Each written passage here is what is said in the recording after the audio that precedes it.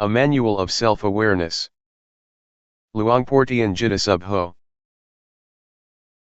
Foreword.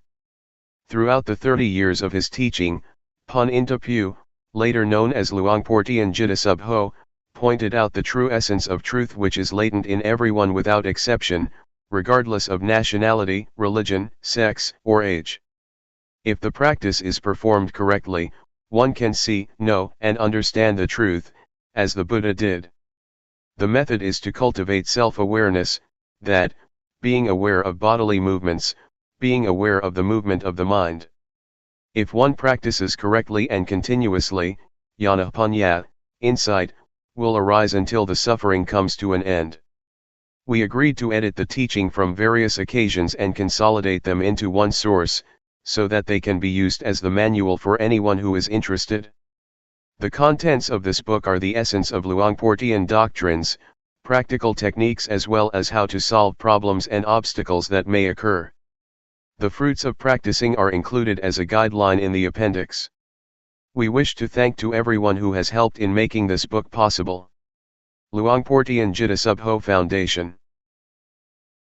Brief biography of Luangpor Teean Ho.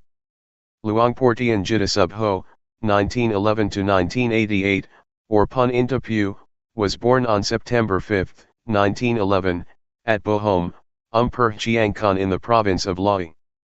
He was the son of Jean and Soam Intapu. His father died when he was young. Since there was no school in the small village of Bohom, he did not have formal education in his childhood. The boy, like the rest of them in the village, had to help his mother in running their farm. At the age of 11, he was ordained as a novice at the village monastery, and stayed there with his uncle who was a resident monk. During a year and 6 months in the monastery, he studied Laotian scripts and ancient local scripts. He also started practicing various meditation methods, such as the Budo and breath-counting methods. After disrobing, he returned to his home. Following tradition, he was ordained as a monk at the age of 20. Again, he studied and practiced meditation with his uncle for 6 months. After returning to lay life, he was married at 22 and had 3 sons. In his village, he was always a leader in Buddhist activities and was highly respected, and chosen to be the head of the village on 3 different occasions. Despite of heavy responsibilities, he continued his meditation practice regularly. Later he moved to Chiangkan, a larger community, where his sons could attend school. Being a merchant, he sailed his steamboat along the Mekong River between Chiangkan, Nong Khai Vientiane, or even as far as Luang Prabang. He had opportunities to meet several meditation masters, and his enthusiasm in pursuing Dhamma, the truth, continued to strengthen. Furthermore, he began to realize that many years of being good, making merit, and practicing various methods of meditation had not liberated him from his anger. Finally, he determined to start searching for the way out. In 1957, when he was nearly 46, he left his home with firm determination not to return unless he found the truth. He went to Wat Rung Siamuk Daram, Thumbone Punpro, Umpur Tabor in Nong Khai province, Umpur Si Chiang Mai at present, and practiced a simple form of bodily movements, except that he did not follow the recitation of the words thingning, moving, stopping, like others did. What he did was only being aware of the movements of the body and mind. Within a couple of days, on the early morning of the 11th day of the waxing moon, the 8th month of 1957, his mind reached the end of suffering completely without traditional rituals or teachers. Later he returned home. He taught his wife and relatives what he had found for 2 years and 8 months, as a lay teacher.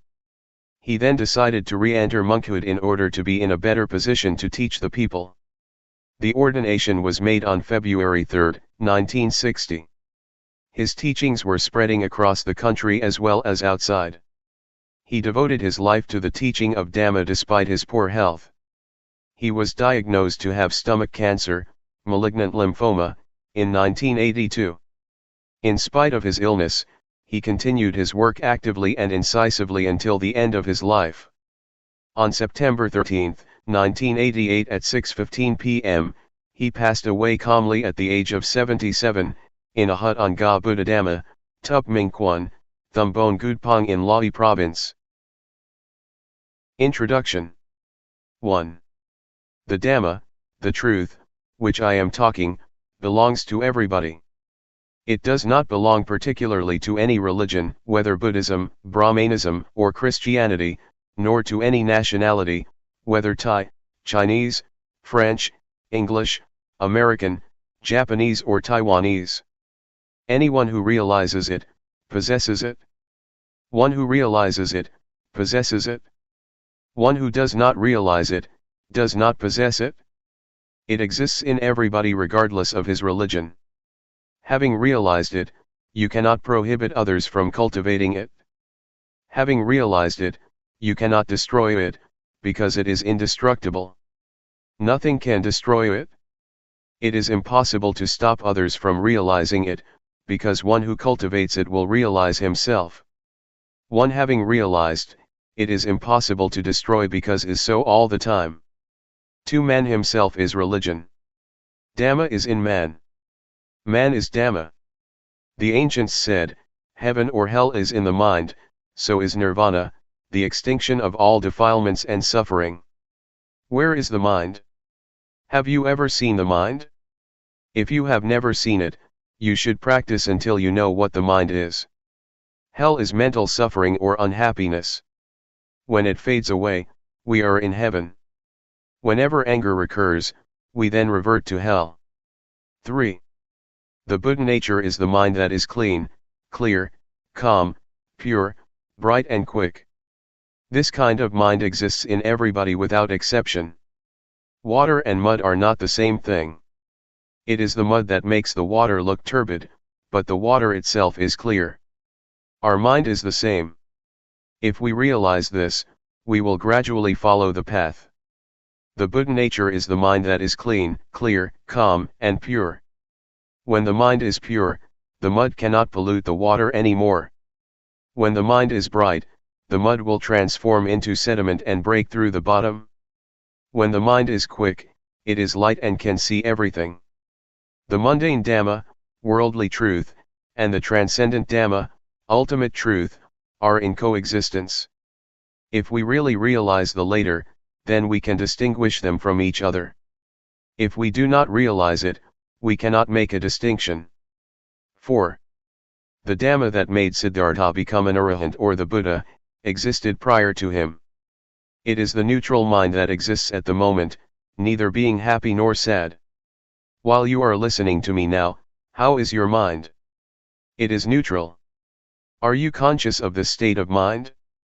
If you are conscious of this neutral mind, this is what we call calmness. You can work, talk or think anything. This kind of mind requires no effort. It can be easily taught, but one who does not understand it tends to make something easy unnecessarily difficult, or something simple to be complicated. This neutral mind is natural and requires no effort. Everybody has this kind of mind, but we have never looked before. It is called upekkha, equanimity. 5. Man is born to think. He thinks this and that endlessly. Thoughts flow all the time like a stream. Thought is the quickest thing. It is quicker than lighting or anything. Suffering arises because we do not see thought. Thought itself is not suffering. When thought arises, we do not see, know, and understand it simultaneously, so greed, anger, or delusion arises and brings us suffering. In fact, there is no greed, anger, or delusion. They occur because we do not see the source of the mind. 6. So let us cultivate self-awareness. When thought arises, we see, know, and understand it. It is sati samadhi panya, awareness, attention, insight. We call it self-awareness. Whenever we are aware, thought cannot concoct. If we do not see it, it will concoct endlessly. This method is the shortest way to sudden enlightenment. Part 1. Cultivating self-awareness. Self-awareness. Let us be aware of the movements of the body, for example, while we are blinking, be aware, while we are breathing, be aware. When thought arises, be aware. This is what we call sati, or self-awareness. Self-awareness is invaluable. We cannot buy it, nor can anyone cultivate it for others. For example, when I am clenching my hand, is anyone conscious of my feeling? No one is. Outwardly, you can see I am making a fist, but you are not conscious of my feeling. Similarly, when someone is making a fist, I can see but I am not conscious of his feeling. Rhythmic movements. There are certain techniques to do certain jobs in order to achieve the end. In the same way, the cultivating of self-awareness to achieve sati, samadhi, panya, awareness, attention, insight, needs technique too. Do not sit still. Move rhythmically all the time. Do not close your eyes.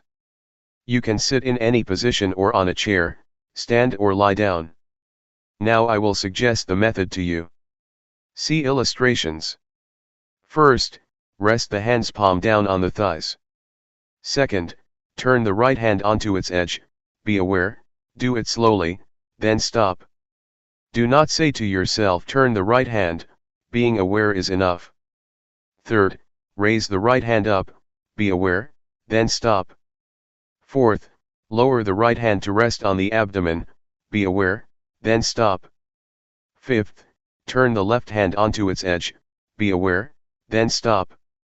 Sixth, raise the left hand up, be aware, then stop. Seventh, lower the left hand to rest on the right hand, be aware, then stop. Eighth, move the right hand up to rest on the chest, be aware, then stop. Ninth, move the right hand out, be aware, then stop. 10th, lower the right hand onto its edge on the thigh, be aware, then stop. 11th, face the right palm down, be aware, then stop. 12th, move the left hand up to rest on the chest, be aware, then stop. 13th, move the left hand out, be aware, then stop. 14th, lower the left hand onto its edge on the thigh, be aware, then stop. 15th, face the left palm down, be aware, then stop. This is a practical way of cultivating self-awareness. We do not have to study the scriptures because they are only words. Studying the scriptures is not the way to enlightenment. This practice is the way to enlightenment. There are 8 steps of rhythmic movement in standing, 7 steps in sitting down. We should also be aware in other positions, such as lying on our left side, right side, or lying flat on our back, getting up from the left side, from the right side, and from lying flat on our back. You should cultivate self-awareness frequently. Walking back and forth, Jungama walking. After sitting for a long time, which may cause pains and aches, we can change the position to the walking back and forth. After walking for a long time, we can change to the sitting posture. This is called changing the positions, sitting, lying, standing, walking.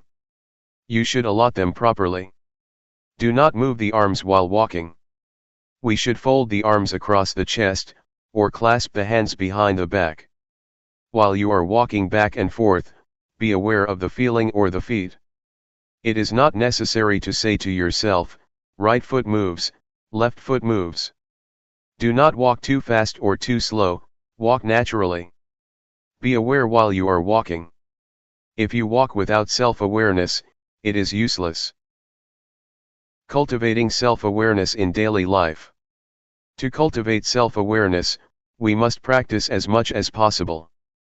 We can practice even when we get in a car, or on a bus.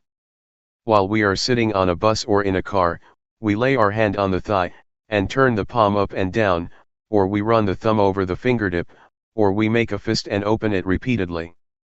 Do it slowly and be aware.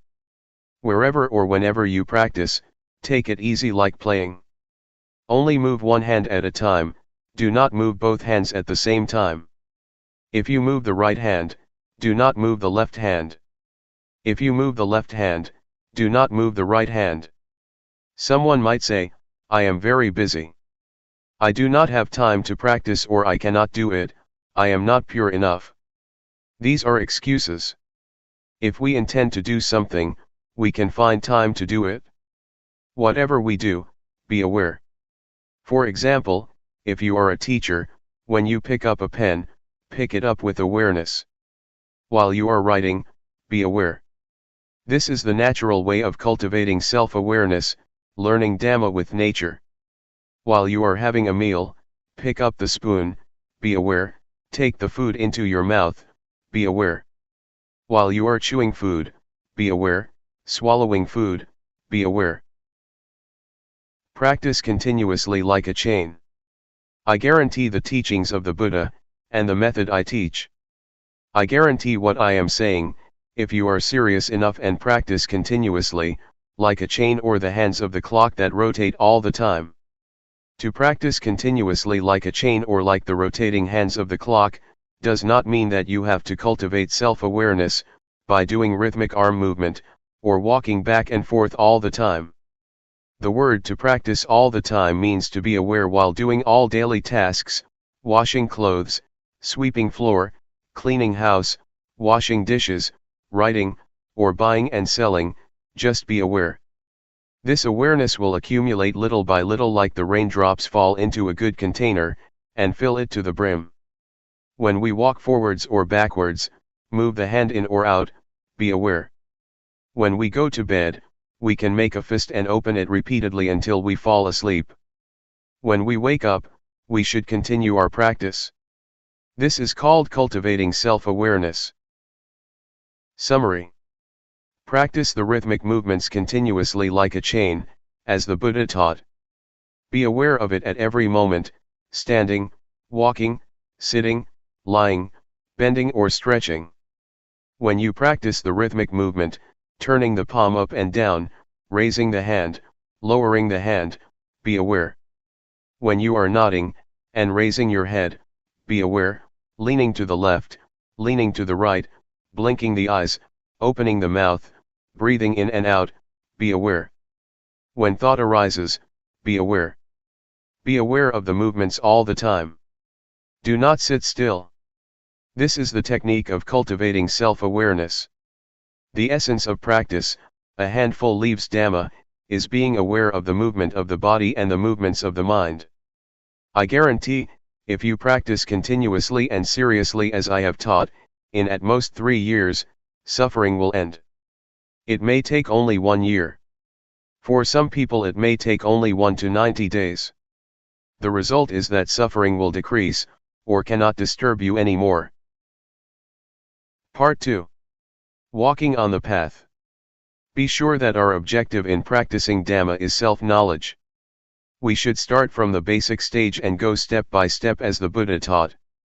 If we do not follow this way, there will be no progress in our practice. Basic stage. For the beginners, doing rhythmic arm movement is better than walking back and forth. Move the arm rhythmically, slowly, gently, and lightly. When it stops, be aware of it.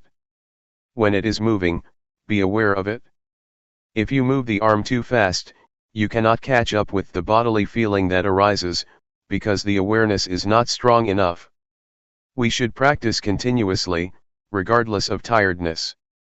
If we think we are tired and take a break, there will be no chain of continuity.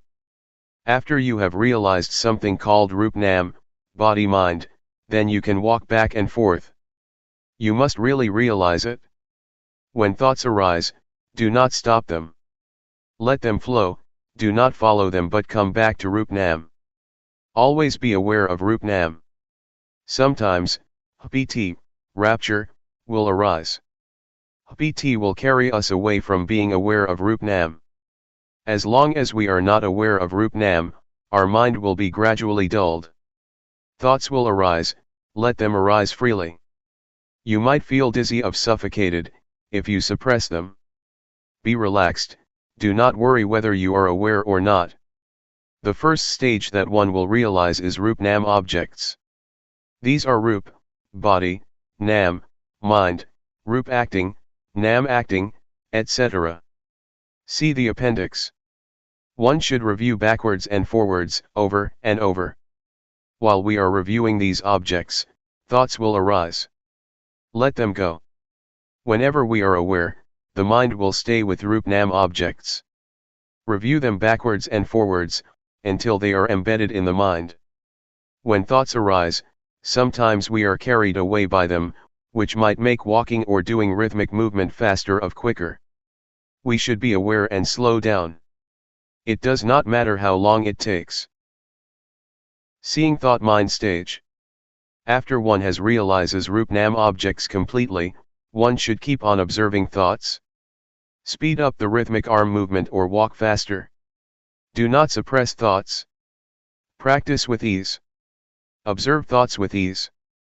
Whenever thought arises, whether gladness or sorrows, be aware of the bodily movements, then thought will stop immediately.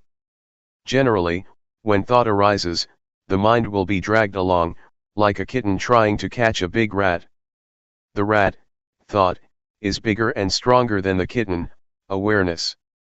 When the rat shows up, the kitten, by nature, will catch the rat. The rat is frightened and runs away with the kitten holding on. After a while the kitten becomes tired and let the rat go. Similarly, thoughts will arise endlessly and stop by themselves. As we cultivate self-awareness more and more, it is like we keep feeding a kitten until it becomes a big, strong cat. When thought arises, the mind will not be dragged along, and thought will stop immediately. If thought arises powerfully, we have to clench our fist tightly, or do whatever actions that suit us. If it is strong enough, then thought will stop by itself. Keep on practicing. Whenever thought arises, you will be aware of it immediately. As I have often told you, if there are two men and one chair, the man who is stronger and quicker will occupy the chair. When we cultivate self-awareness more and more, this self-awareness will replace the unawareness, so the unawareness will gradually decrease. Let thoughts arise, the more thoughts arise the more we are aware. When self-awareness increases more and more, it will catch up with thoughts. Suppose that 100 thoughts arise, we are aware of only 10 but we are not aware of the other 90. Next, thoughts are 100, we are aware of only 20 but not the other 80. We continue our practice until we are aware of 80 but not the other 20. Now, we are aware of 90 thoughts, then 95. When we are aware of 95 out of 100, we should practice earnestly. Do not be discouraged or slack or sleep during the daytime. When thought arises, we are aware of it immediately again and again. Our mind will change at this point. The path starts from here. It is the beginning of nirvana. Formerly, the mind was in the dark and did not know the path. When it can overtake thoughts, then the mind will be illuminated. This light is not the external light, that can be viewed by the naked eye. The mind itself is free and illuminated. It is called wisdom eye, the arising of Jnana of Vipassana, insight. We should continue practicing rhythmic arm movement or walking back and forth. We can practice at any speed we like. Keep on practicing. Let Jnana, insight, itself penetrate the objects of insight. There is no need to learn from any teacher or scripture. When Jnana penetrates the objects of insight, the mind will be free step by step. There are 5 steps: the first jhana, the stage of seeing, knowing, and touching the objects of insight with the mind; the second jhana, the third jhana, the fourth jhana, and the fifth jhana, respectively. When we know, see, and understand these objects of insight, thought will arise quicker. When we reach the last step, jnana will arise by itself. Once I attain this state, I understood the saying that the Lord Buddha has his hair cut only once. Whenever you have attained this, you could understand it, you cannot know it beforehand. If you know it beforehand, that is knowledge of Jnana. It is not being. When I see, know, and understand this, I realized, oh, the Lord Buddha has his hair cut only once, that does not mean the real hair. It means this was cut off. As we fasten a rope tightly between two poles, when we cut it in the middle, each part will return to its pole and cannot be rejoined. We will know and see the change. It is absolutely light, as if it is weightless. It is the end. When it ends, jnana will arise, and one will realize the end of suffering. Recommendations. There are two kinds of thought. The thought that comes in a flash, then goes away. This kind of thought brings anger, greed, or delusion.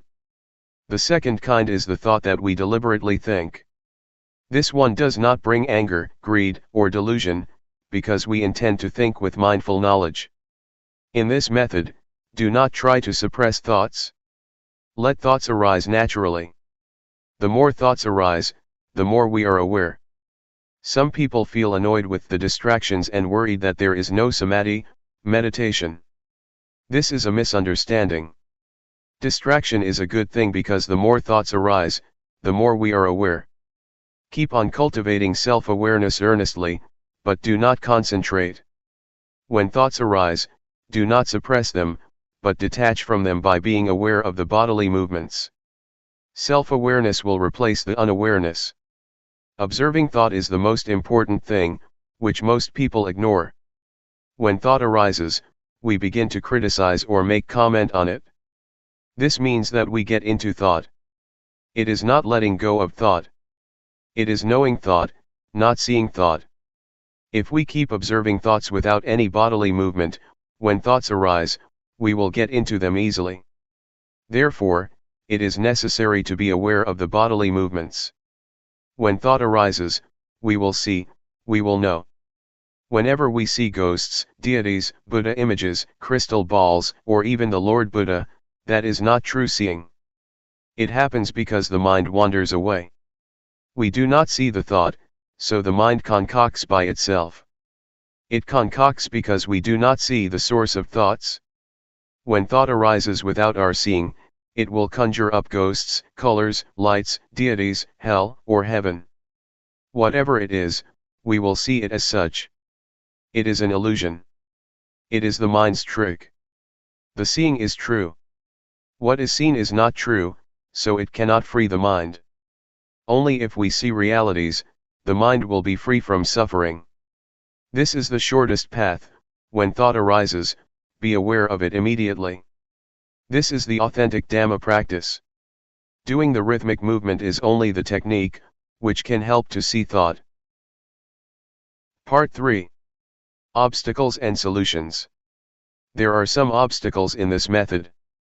I will recommend you how to solve these obstacles that may occur to the practitioner. Strain, dizziness, giddiness, suffocation.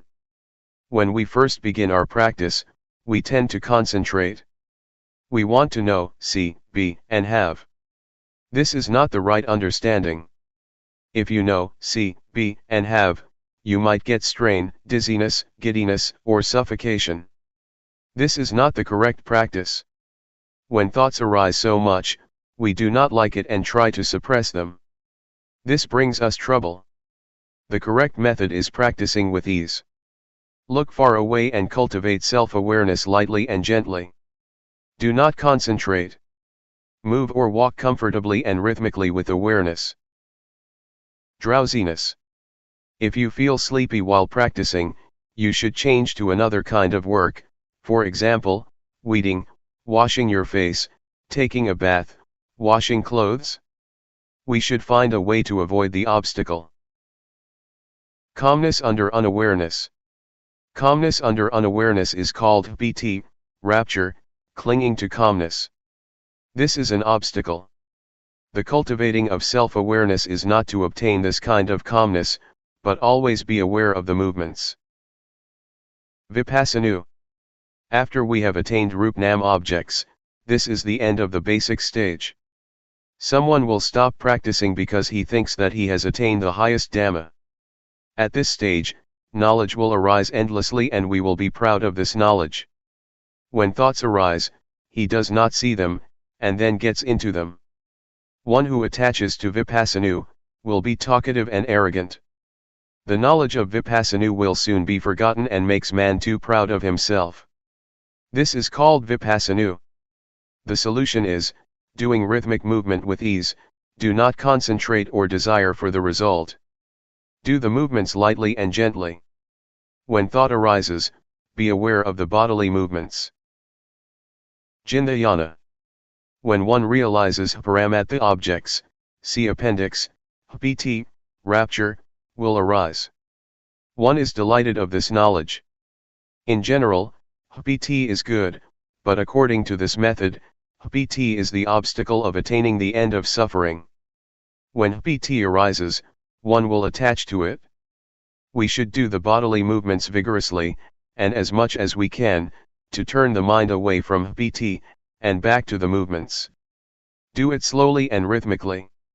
When self-awareness increases more and more, pt will gradually fade away and the mind will return to the ordinary state. Suffocation, giddiness, or strain may arise.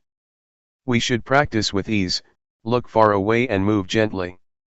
We should not stop practicing because of these obstacles, but continue our practice earnestly. Do not sleep in daytime but rest at night. Vipassana.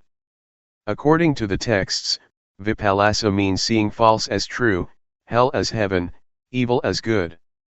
Vipassana is the state of mind, when one discovers something excellent, and thinks that he can keep it. So he leaves self-awareness behind to get that thing. It is like it was stolen by a thief. When he starts looking for it, it is no longer there. It is hidden. One should not leave self-awareness, even at the end of suffering or whatsoever. I realized the end of suffering after I attained it. At that moment, I was in the state of Vipassana. I clung to ecstasy because I had never been like this before. I was walking back and forth and I felt like I was floating above the ground about 1 to 2 meters. Actually, I was walking on the ground. I clung to that ecstasy but it did not last for long. Then I was aware of myself. Why is it so? I began to review the objects of insight. At this stage, you should review the objects backwards and forwards, but this does not include Rupnam objects. After reviewing the objects, the ecstasy will gradually fade away. The mind will return to the ordinary state. Summary. If there is strain, dizziness, giddiness, or suffocation, we should do the movements gently. Do not concentrate. Do it with ease, look far away, then the uncomfortable feelings will loosen by themselves. The solving method of Jindayana is the same. Vipassana and Jindayana must be solved by correcting the technique. Do not review the objects of insight. In the case of Vipassana, we must review the objects of insight, paramattha objects. Practice with ease. When the objects are clear, the strain will gradually decrease. Let thoughts arise, do not suppress them. When you practice, you must take care of yourself. Do not expect other people to take care of you. When anything that is not normal arises, you must stop practicing immediately. The abnormal state will gradually decrease by itself. Epilogue. 1. If we have right understanding, Dhamma practice will not be difficult. The truth that the Buddha taught exists in man. What he taught, everyone can do. 2. This method is easy. It is not necessary to study the scriptures, because the truth exists in man. Everyone can be aware of the movements of his own body and mind. Though we are not aware of ourselves, the bodies still move and thoughts arise, but we are not aware of them. The mind will conjure up unreality, if we are not aware of the movements of the body and the mind. This method is nothing other than being aware of the movements of the body and the mind. In other methods, There are many activities, for example, keeping precepts or practicing concentration. This method is not related to anything else. Why not? Because the truth exists within ourselves. 3. When we cultivate self-awareness, we should let every part of the body and the mind work naturally. Do not force them against their nature. This technique can be applied naturally, and does not do anything against the body's functions. Eyes, to see. Ears, to hear. Nose, to smell. The bodily movements must be done in a natural manner according to their functions. The mind generates thoughts, let it functions freely. Do not do anything against the natural functions of the body and the mind, but cultivate the self-awareness to catch up with the movements of the body and the mind. 4. There are two kinds of calmness. The first is the calmness under unawareness, a dull calmness like a brick or stone. It is called calmness without bhunya or calmness under delusion. The second is calmness with awareness. It may not be called calmness, but should be called enlightenment. This kind of calmness is calmness without anger, greed, delusion, calmness without ignorance, calmness without unawareness. Whatever you call it, it is only words. Calmness with awareness means we do not want anything else. We no longer seek for teachers, or methods, or places. Calmness means cessation. 5. The rhythmic bodily movements and the cultivating of self-awareness cause bhunya. This bhunya does not arise from intellect. It arises from the law of nature. We call it jnana bhunya of Vipassana, wisdom of insight. What is the meaning of bhunya arising? It means bhunya arises from the realization of a set of insight formulas. It is not necessary to learn these formulas from the scriptures. This set of insight formulas means success which is within the formulas themselves, as diamond buried in the mud, after being sifted, only the diamond remains. We should practice until these formulas appear naturally and exists permanently. Everybody has the set of formulas within himself. After attaining the end of suffering, jnana will arise. Birth is extinguished, existence is extinguished, the religious life is complete, and there is nothing left to do. The studying of Buddhism ends here. 6. Cutting the hair only once means, the body returns to its original state, and the mind returns to its original state by the law of nature. This is neither long nor short. It is insipid, wonderful, and respectable. You have never attained it before. Dhamma is not what you can imagine, you have to practice until attaining the state of being. Everyone should keep in mind that if we do not attain this state, when we are nearly died, about 1 to 2 seconds to 5 minutes before the last breath, we will experience this, then our breathing stops. This is the truth, the ultimate truth. Everyone must die and will experience this. If we do not realize this, we will live in the mundane world. If we realize this, it is the way out. When we see this, birth extinction state, we will realize the state of dying. It must be like this. We will know how to die. Everyone must come to this point. No one can escape because everyone must die. This truth is unchangeable, whether one realizes it or not. It is so. 7. Being aware of the movements of the body and the mind, can lead us to this point, the end of suffering. This is the path to walk by oneself. It is the one and only path. This path is different from others. You will realize Rup-Nam objects within 5 to 10 days, if you practice earnestly. One who practices seriously, within 1 to 3 months, his state of mind will change. It is the beginning of the path. If you are a conscientious man, no longer than 3 years, you will attain the end of suffering. For one who is not serious enough, it is useless even after 10 years. I have challenged many people to practice. More or less, some must have realized. Warning. You should not practice according to your own content, opinion, or thought. In order to make your practice progress, you should be obedient to the instruction of the craftsman, the teacher. You should avoid talking to each other, and refrain from taking all kinds of addictive things, such as cigarettes, tea, coffee, etc., otherwise your mind will be attached to them. You should practice with determination. Do not deceive yourself. Do not sit still. Keep doing rhythmic movements continuously. Do not concentrate. Practice with ease. Open your eyes. Let thoughts arise freely, do not suppress them. For this method, you will see, know, and understand this way, see appendix. If you see other than this, it is not correct. To one that feels. The teaching of Luangpor Teean. Translated and edited by Tavivat Puntarik Vivat, and Bhikkhu Nirodho. It is to one that feels that I teach Dhamma, not to one that does not feel. The Awakened One. Foreword. Luangpor Teean, CE 1911 to 1988, was one of the most remarkable teachers of Buddhist practice to appear in Asia in modern times.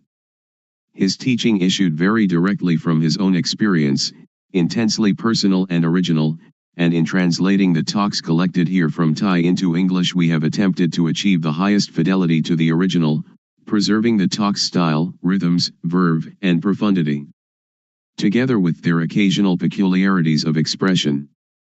Our overriding concern to present as far as possible an exact English equivalent of Luangpor Teean's Thai talks has resulted in a text liberally sprinkled with technical terms. With the exceptions of the Thai words rup, nam, and pra, all the technical terms are given in their Pali forms. And each is translated, in parenthesis, at least once in every chapter, except the final chapter. A glossary of Pali terms has been provided to further facilitate the work of understanding. For their help in the production of this book we would like to thank the following: Richard Baksa, who typed the first draft of this revised edition of To One That Feels onto computer disk, Nancy Steckel, who designed the cover, Olarn Pinkaua, who provided the rope illustrations, the Buddhist Association of the United States and Kansak Tanfaya Chitra MD, in affiliation with Prasundhorn Playment, president of the Buddha Dharma Meditation Center, who contributed the funds for printing this book, and Ed Stauffer, of Comzet Limited Bangkok, whose generosity in donating time, materials, and his typesetting and design skills has been invaluable. Bhikkhu Nirodho, Thailand. Tavivat Puntarik Vivat, Bristol, Pennsylvania. July BE 2536, 1993. Original Preface. This book is not concerned with words, but with the practice at yourself. The fruit that is received, you receive it at yourself. This method is therefore the most direct and easiest. It is to watch the mind at the moment it thinks, to know the deception in the actual moment, and to resolve it there. It isn't that knowing the thought we evaluate it, because doing so is delusion, anger and greed as well. When we can cut here, there is Sati Samadhi Punya complete at this moment. Practitioners who tried the practice, both Thai and non-Thai, especially Singaporeans, have given donations towards the printing of this book, which is being published for those who have never tried the practice. The practice described in this book is of such value to be priceless, just as the life of humans has no price and cannot be bought or sold. Luangpor Teean. February 1 BE 2527, 1984. It rains hard on a covered thing. It rains hard on a covered thing. It rains not hard on an open thing. Today we shall talk about how to end dukkha, suffering, according to Buddhism. The Buddha taught that each of us could come to the very important point of the cessation of dukkha. So I shall talk about a simple and direct method of practice according to my own experience. I can assure you that this method can really release you from dukkha. When we talk about a method to end dukkha, the words are one thing and the practice is quite another. The method of practice is a method of developing sati, awareness, in all positions, standing, walking, sitting and lying. This practice has frequently been called satipatthana, the grounds of awareness, but whatever you call it, the point is to be aware of yourself. If you are aware of yourself, then moha, delusion, will disappear. You should develop awareness of yourself by being aware of all your bodily movements, such as turning your hands, raising and lowering your forearms, walking forward and back, turning and nodding your head, blinking your eyes, opening your mouth, inhaling, exhaling, swallowing saliva, and so on. You must be aware of all of these movements, and this awareness is called sati. When you have awareness of yourself, the unawareness, which is called moha, or delusion, will disappear. To be aware of the movements of the body is to develop sati. You should try to develop this awareness in every movement. When you are fully aware of yourself, there arises a certain kind of panya, knowing, in the mind that knows reality as it is. To see yourself as you are, to see Dhamma, actuality, the way things are, the truth of nature, of existence. To see Dhamma isn't to see deities, hell, or heaven, but to see oneself turning the hands, raising and lowering the forearms, walking forwards and back, turning and nodding the head, blinking the eyes, opening the mouth, inhaling, exhaling, swallowing saliva, and so on. This Rup Nam. Rup is body, Nam is mind. Body and mind are dependent upon each other. What we can see is Rup, and the mind that thinks is Nam. When we know Rup Nam, we know reality as it is. When you see with the eyes, you should be aware of it. When you see with the mind, you should also be aware of it. Dhamma is yourself, everyone is Dhamma, whether male or female, Thai, Chinese, or Westerner, each is Dhamma. The practice is with us, and the teaching of the Buddha can really lead us to the extinguishing of dukkha. Individuals are Dhamma, Dhamma is the individual. When we know Dhamma, we will understand that everything is not as we think it is. Everything is samyuti, supposition. This is the panya that arises so that the real teaching of the Buddha can be realized. Whether the Buddha existed or not, Dhamma is there. When you really see this, you will be beyond your superstitions. Once you that Dhamma is yourself, it is you that lead your own life, not anything else. This is the beginning of the end of dukkha. Next, we try to develop sati in all our movements in daily life. For example, when we make a fist or open it, we are aware of it. And when we are aware of all our movements, then not knowing, or moha, disappears by itself. When there is awareness of ourself, there is no delusion. It is like pouring water into a glass. As we pour the water in, it displaces the air, and when we have filled the glass with water, all the air has gone. If we then pour the water out, air instantly goes back into the glass. Just so when there is moha, sati and panya cannot enter. But when we practice the developing of sati, doing awareness of ourselves, this awareness displaces moha. When there is sati, moha cannot arise. Actually, there is no dosa, moha, lopa, anger, delusion, greed. Why not? As you are listening to me talking, how is your mind? Your listening mind is natural, and free from dosa, moha, lopa. Now we come to know sasana, religion, Buddha sasana, Buddhism, papa, sin, and punya, merit. Papa is stupidity, punya is cleverness or knowingness. When you know, you can relinquish. Sasana is the individual, and Buddha sasana is the sati punya, awareness knowing, that enters and knows the mind. The word Buddha means one that knows. In developing sati in all our movements, we develop total awareness in the whole body. When thought arises, we see it, know it, and understand it. But in the case of common people, they are part of that thought, so they cannot see the thought. Suppose that we are in a mosquito net, which is inside a room of a house. We must first come out of the room and the house to see that we were also inside them. Thought is the same. We cannot see it if we are part of it. We must come out of it in order to see it clearly. When we see it, thought stops. It is just like bringing a cat into our house to get rid of the rats that are disturbing us. Cats and rats are enemies by nature. At first the cat may be very small and very weak, while the rats are large and full of energy. So if the cat pounces on a rat, it is dragged along as the rat runs away, and, after holding on for a while, it must let go. We cannot blame the cat, but we must feed it. We feed the cat often, and soon it is very energetic and very strong. Then, when the rats come, the cat can get them.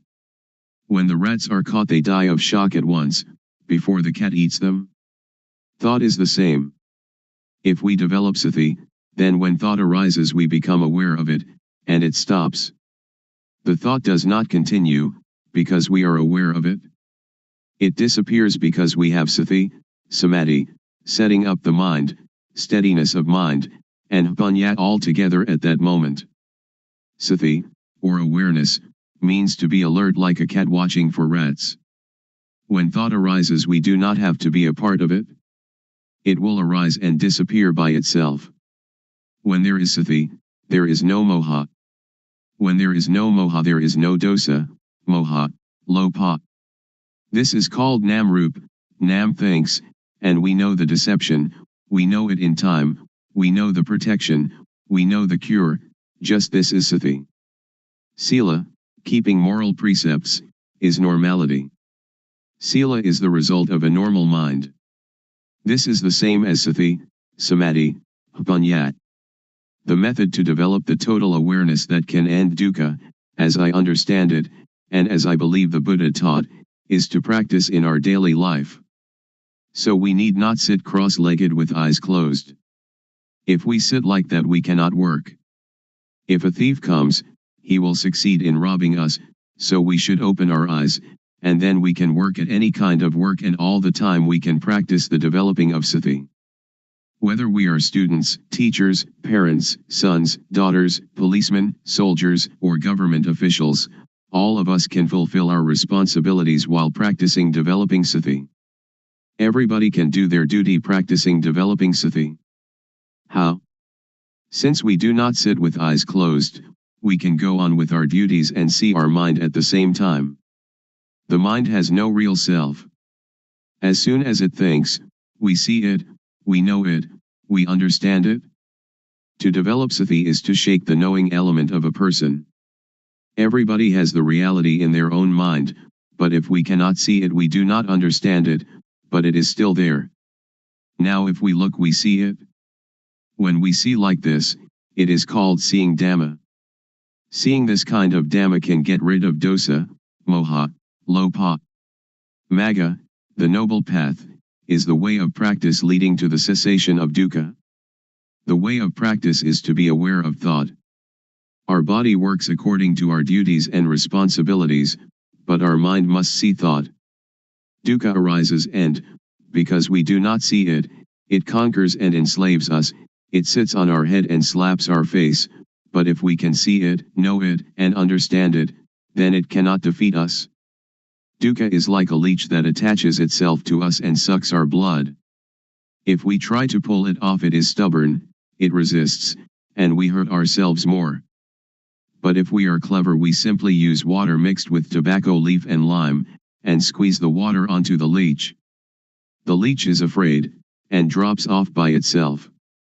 So we don't have to tear it out, or to force it, in order to get rid of it. This is the same. Those who don't know try to stop dosa, moha, lopa, they try to fight and suppress it, but one that knows just has sati to watch the mind and see thought. It is like turning on an electric lamp. A person who does not know about electricity will try at the bulb instead of the switch, so the lamp does not light. But someone that knows about electricity knows how to use the switch, and the lamp lights up. Dosa, moha, lopa is like an electric lamp, the thought is like the switch. The thought is the cause of this derangement. If we want to eliminate the derangement, we come to the thought. When we have sati watching thought, dosa, moha, lopa cannot arise. Actually, there is no moha, no lopa and no dosa. We touch the switch here in order to have light there. We develop sati here in order to end all dukkha.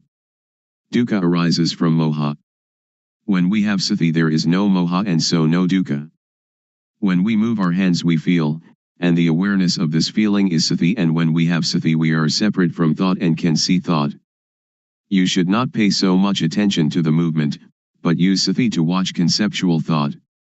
Just passively see the thought, do not stare at it. When thought arises, let it pass away. Actually there is no moha. Moha arises when we are not aware.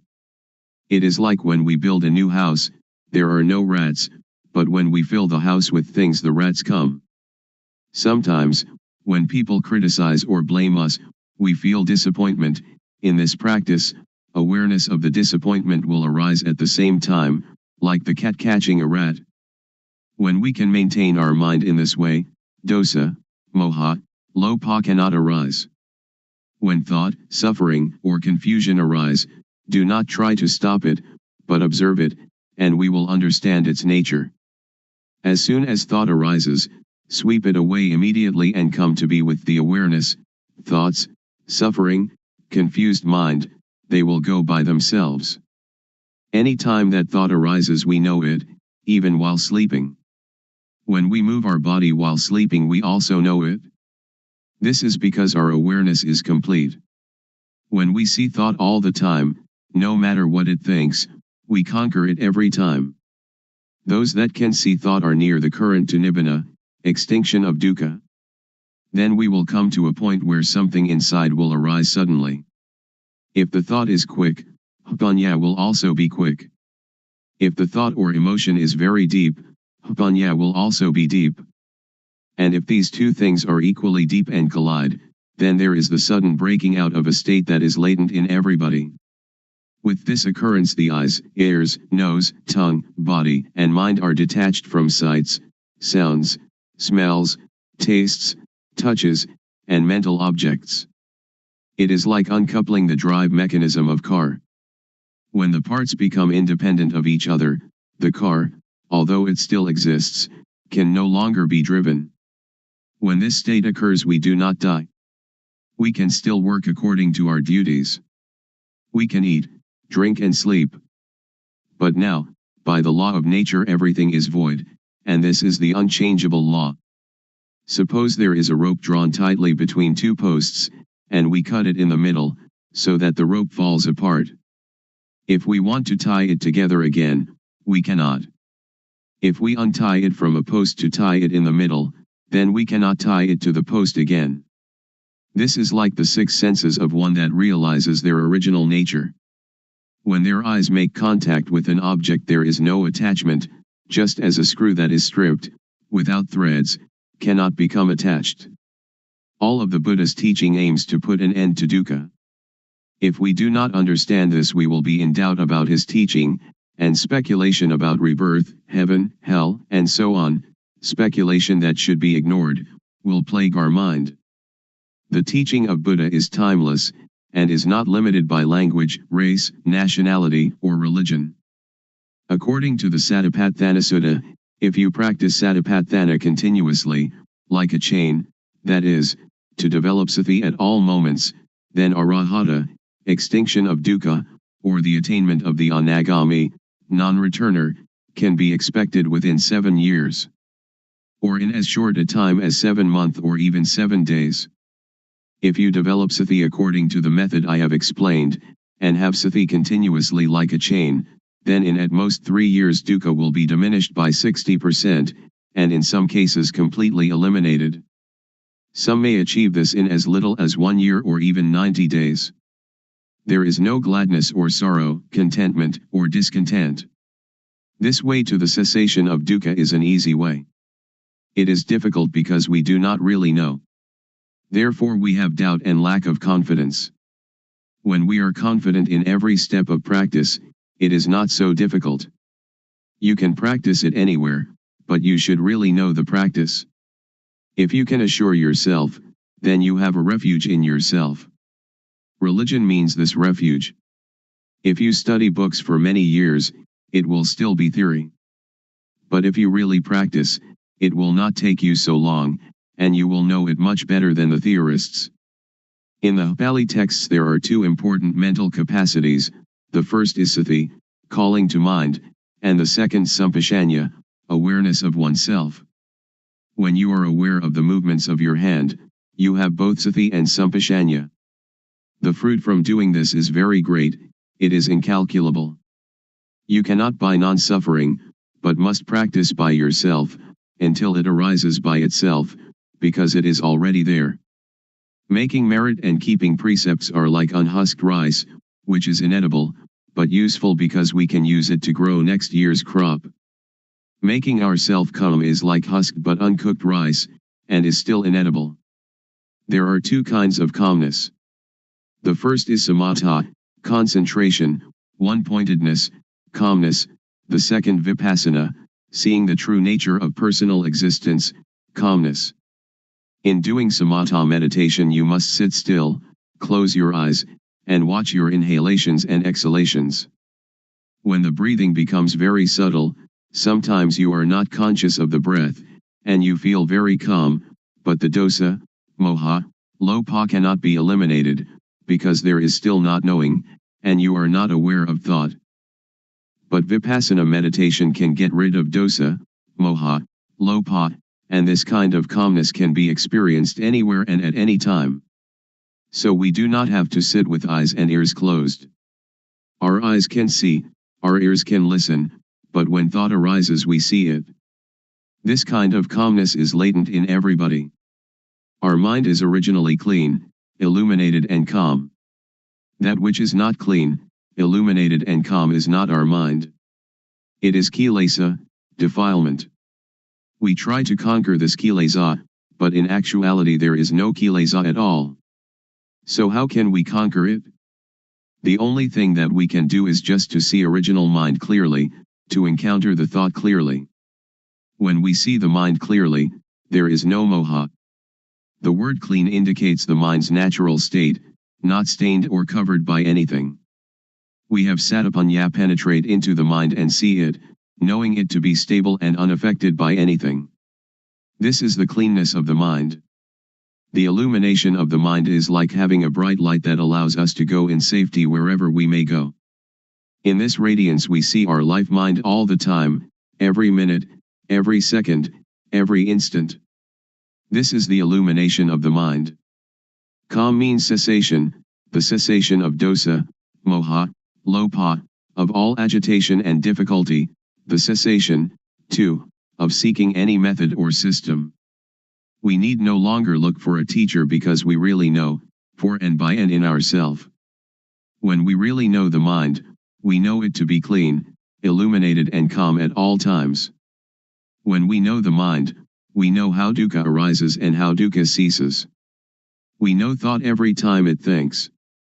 We are even aware of our heartbeat. And whatever our movements are, we know them.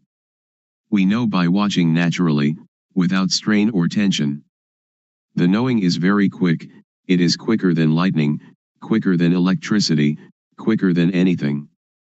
The knowing is the same as panya, the same as satipanya, sati and samadhi and panya, they are all the same. The panya really knows everything.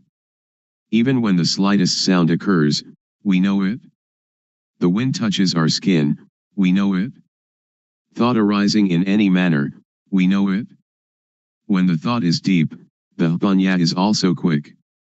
However quickly thought arises, the panya knows the thought. This is called patijjasamuppada, dependent co-arising. When there is no avidya, not knowing, the structure that gives rise to dukkha is broken, because the knowing is there. You may have heard that the Buddha cut his hair just once and it never grew again. This is a riddle. When hair is cut, it cannot attach itself again. This is analogous to cutting off avidya so that it cannot arise again. This is the inviolable law of nature, just like the rope that, stretched between two posts, cannot be tied once it has been cut. When we see this point, we know that it is latent within each person. Then why is it so difficult? It is not difficult, but it is also not easy. It is difficult and it is easy. There is a saying in northeastern Thailand, the poor are rich, the rich suffer. Why suffer? Why poor? The rich are rich in money alone, but poor in not seeing their own nature. The poor are rich with law of nature. Money cannot bring anybody to this point. Every person has the same ability to reach this point, because everybody has it. It does not matter whether we are woman or man, Thai, Chinese, or Westerner, and it is not dependent on religious belief. We all have the same original mind. This is the law of nature, just as everybody is composed of the same four elements.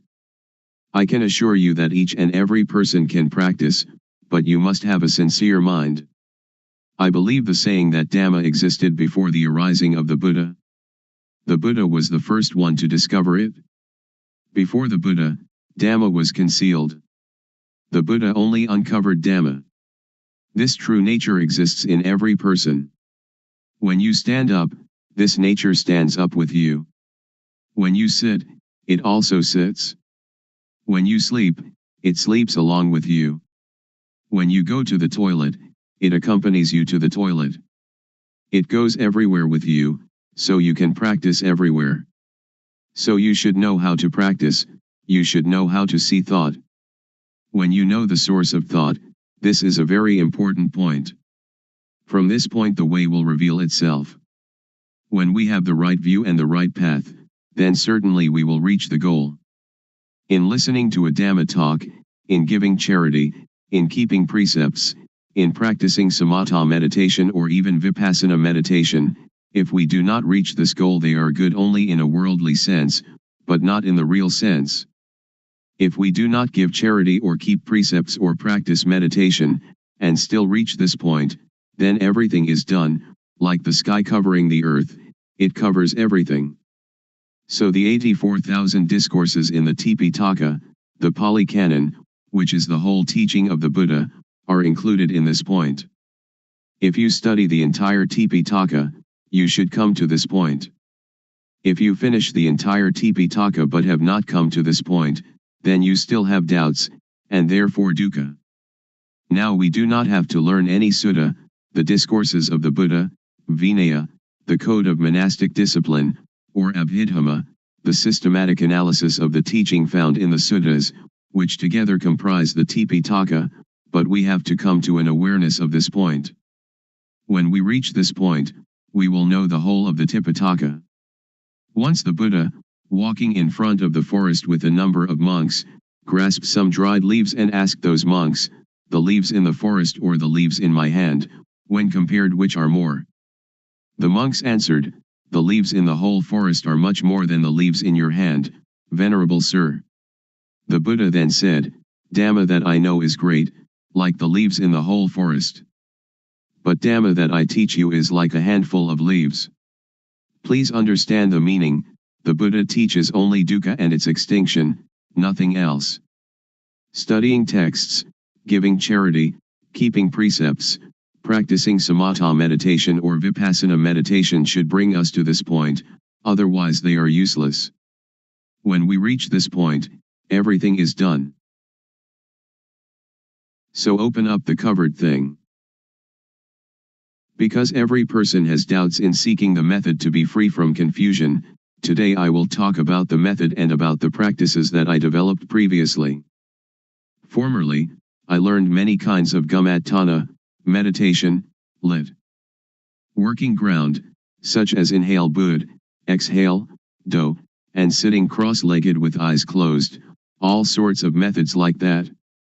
I learned internal recitation of Sama Arahang. And I practiced the method of the rising and falling of the abdomen, this is also a method of inhalation and exhalation. And then I came to the method of breath counting, yet another practice of inhalation and exhalation. Then I came to practice anapanasati, awareness of in and out breaths, knowing the short inhalation and the short exhalation and also knowing the long inhalation and the long exhalation. These kinds of methods that I practiced, I didn't have any insight. These kinds of methods lead to calmness, but it was a different kind of calmness that I was seeking. Most people are seeking calmness, but the sitting calmness is the calmness that is not calm. So I continued my seeking to encounter the truth. Truth is the reality that is latent in everybody, regardless of nationality, language, or uniform. What is latent in everybody is what I was seeking, until I found it and could see it clearly, could understand it clearly. That is the real calmness. There are two kinds of calmness. The calmness that is not knowing needs to sit quietly and to sit alone. That is not real calmness. The calmness that I am going to tell you about today is the calmness that we don't have to seek. Why don't we have to seek it? Because we know the end of dukkha, suffering. This is called calmness. And we don't have to learn from anyone else anymore. Now, everybody, please listen carefully. First, the method that led me to find real calmness. Without paying any special attention to any point, I just do the movement, and just have sati, awareness, knowing all postures and all movements, such as standing, walking, sitting, lying, bending, stretching, and all the movements. When I have practiced in this way, and have awareness of all my movements, panya, knowing, arises within myself. Aware of myself, not others, I know rup, body, I know nam, mind, I know the disease of rup, I know the disease of nam. There are two kinds of rup disease, nam disease. Disease in the body, such as headache or stomachache. With this kind of disease we have to go to the hospital to see the doctor. The doctor will check the body and the cause of the disease, and, knowing the nature of the disease, can apply the medicine that cures it. Then we recover. Another kind of disease is when the mind thinks and we are content or discontent, glad or sad. This kind of disease cannot be cured by the doctor in the hospital, but you have to study yourself until you know the source of thought. To cure this kind of disease you have to study yourself until you really know. When I know the source of thought, I have found calmness, but only a small amount of calmness arises.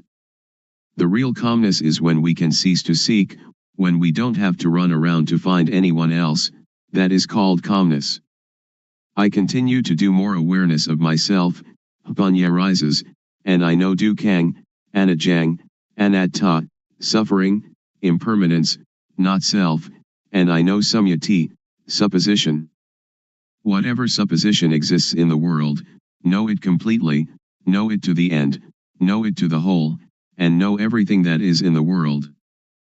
What supposition is called samyati paniyati, convention of supposing, paramathapaniyati, convention of the touchable, athapaniyati, the deep meaning of the Dhamma, and ariyapaniyati, agreement between those that have become Dhamma. We have to really know these four conventions completely, really know them to the end, and really know them to the whole.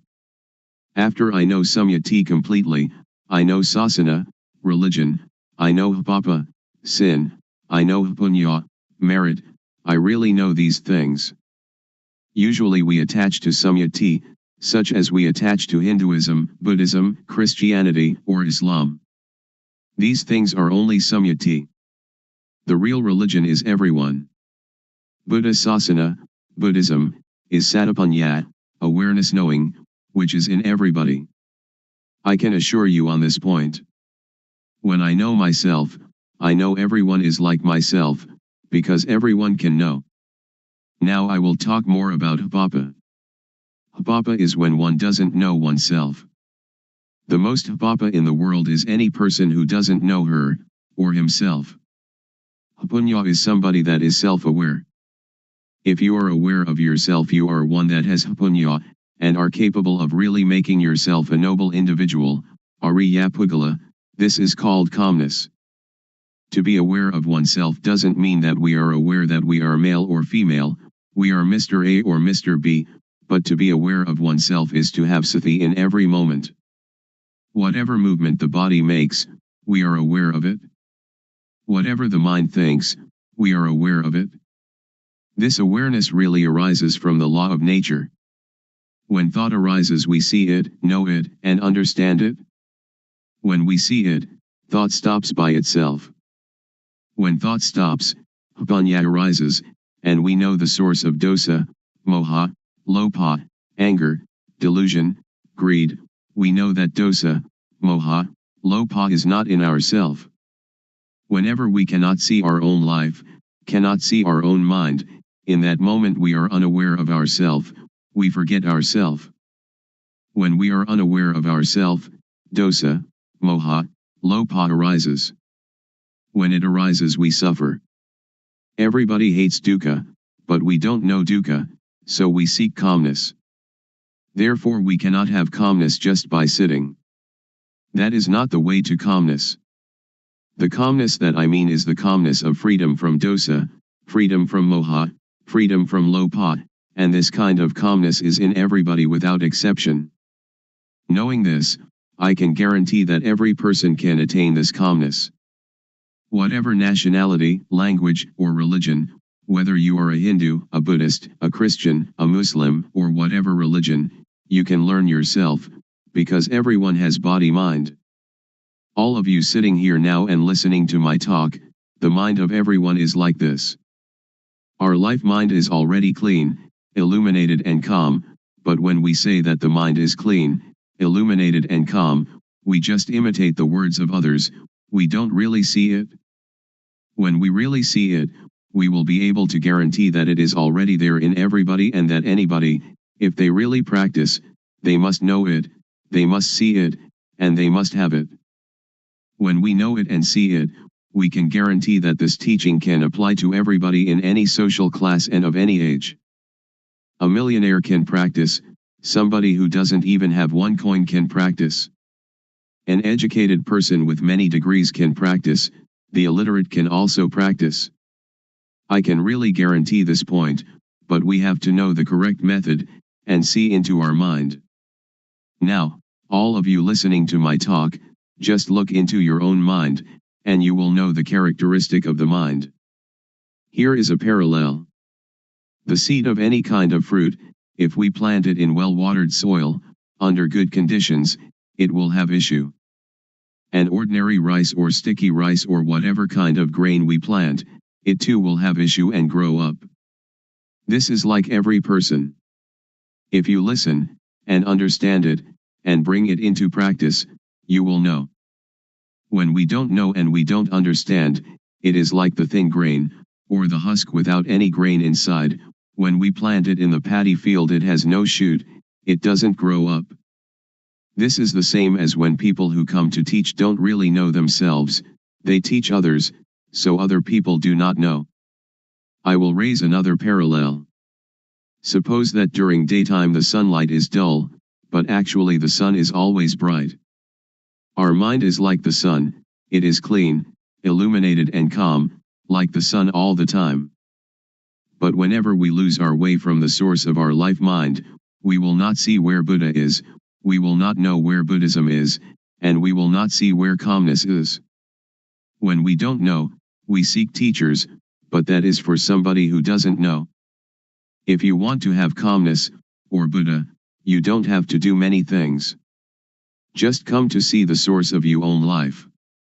When thought arises, don't enter into the thought, but cut away the thought and come out of the thought immediately. Do it like the cat and rat. When the rat emerges, the cat pounces upon it immediately. The thought is the same. When it thinks, sati or Vipassana will know immediately, thought is stopped. Do it often in this manner. Or it is like boxers. When we face the fighter we have to fight, we punch to the eyes. The fighter will not be able to fight us. Dosa, moha, lopa is the same. When we come to this point, Buddha will arise within ourself. Buddha is the mind that is clean, the mind that is illuminated, and the mind that is calm. Each of us, we are not angry for 24 hours, we are not greedy for 24 hours, but only moha, we do not know it. When we come to know this point, we will know more and more. Vipassana will arise and arise. It is like pouring water into a bottle. The water in the bottle will come up to the brim. When it is full to the brim, we cannot put anything in it.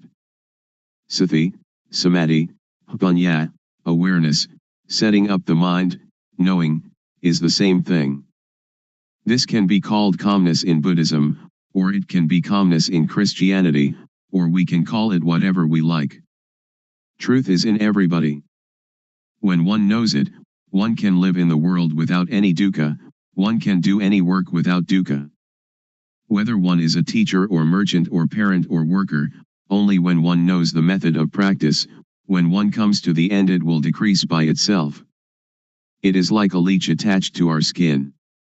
We don't have to force, to tear it out, but just bring some lime and tobacco leaf mixed with water, squeeze it onto the leech, and the leech will detach by itself. When we come to know this point we will have no doubt, and we don't need to seek any more teachers. We will know that the end of dukkha is here. Today I have talked about truth, appropriate to the time. I will finish talking now. Anyone that has any questions, feel free to ask. Audience. Why are people neurotic? Luangpor. Because we think a lot and we never see thought. We only see outside ourselves, that this person is rich, that person poor, this person beautiful, that person not beautiful, somebody who has a car only sees their car, somebody who has jewels only sees jewels, somebody with a watch only sees their watch. They never see their own life, their own mind. This is moha, delusion. To see our own mind clearly, without trying to do anything with or about it, simply seeing it and letting it go, this is the way to freedom from dukkha, freedom from all neurosis. So we should develop sati. Develop means to make much of it. As sati grows, its ability to penetrate into and reveal the mind also grows. If we only practice keeping the precepts or doing calmness meditation, it is still not safe. It is like lighting a candle in a dark cave. The darkness shrinks a little but is still there with us, we are still in the dark, and when the candle goes out the darkness immediately covers everything again. So we should emerge from the cave by having sati all the time, in every movement. This is an easy method.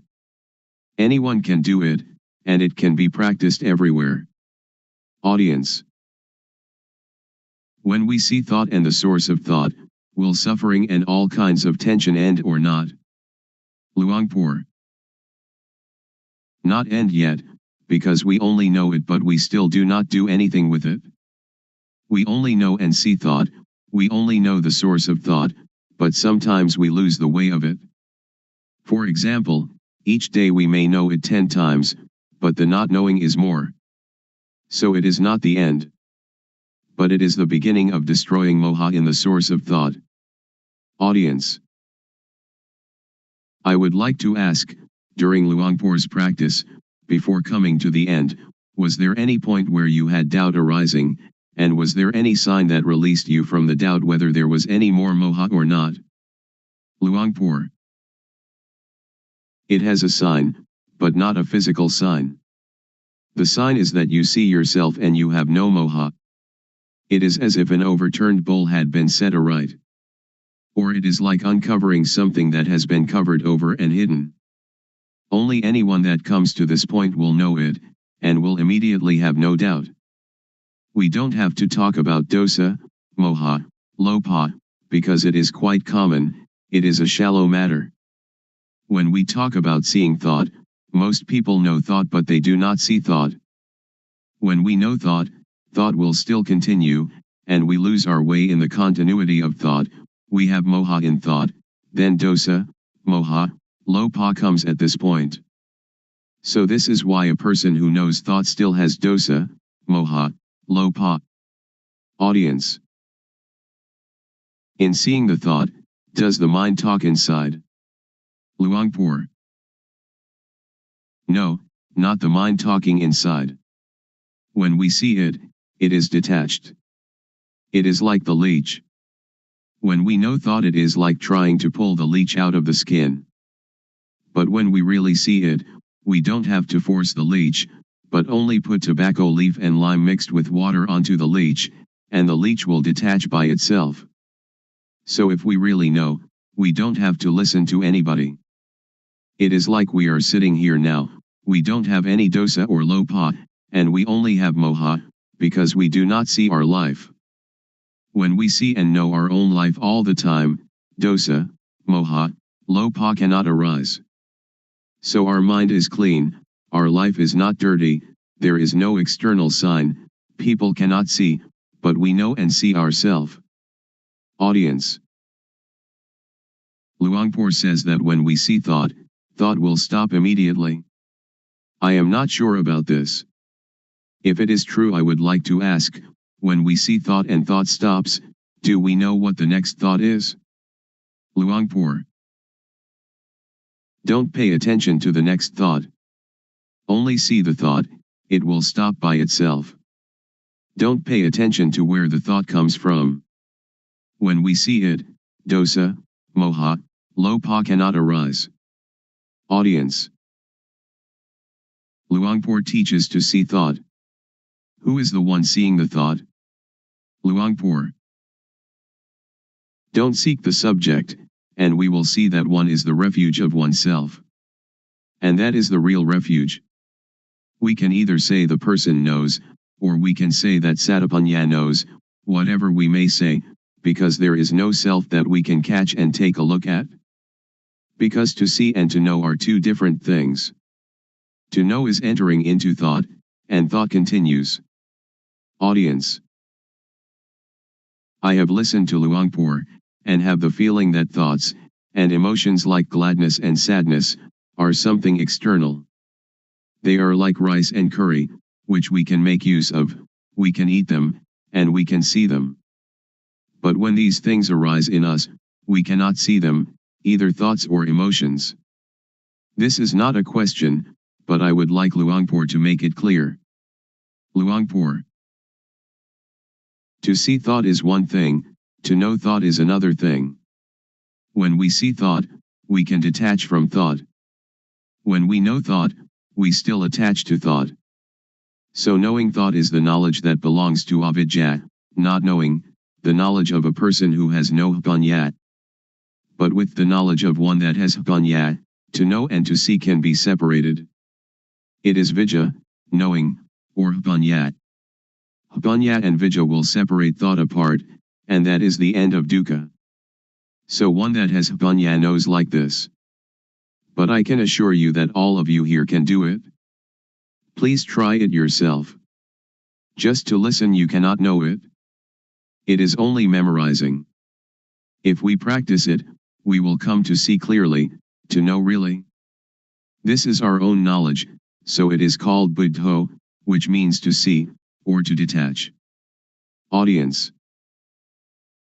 When we know truth, and we know it clearly, is there any guarantee that, after knowing the knowledge will not disappear again? When we know, do we know for good, or can it disappear? Luangpor. It is something inside us. It does not disappear. Suppose we know our eyes. We have our eyes all the time. This is the symbol that everyone has it and can teach it to others. I can assure you that all of you here, practicing this method, will not take longer than 3 years to know. Audience. Luangpor, would you please give a blessing to all those here? Luangpor. When a monk gives people the moral precepts and a blessing, that is one kind of goodness, but the real morality and real blessing is alertness and awareness of yourself. Please, each of you, practice the awareness wherever you are, at home or the office, in all movements, and that will become the real morality, the real blessing. The real morality, the real blessing will occur when you know, you see, and you understand by yourself, and when you respect yourself. Then it will not rain hard on that. Today is an important day, that we gather to listen to my talk on truth. What I am going to talk about is what I experienced. I have practiced it, and the result it has given me is that I have no doubts.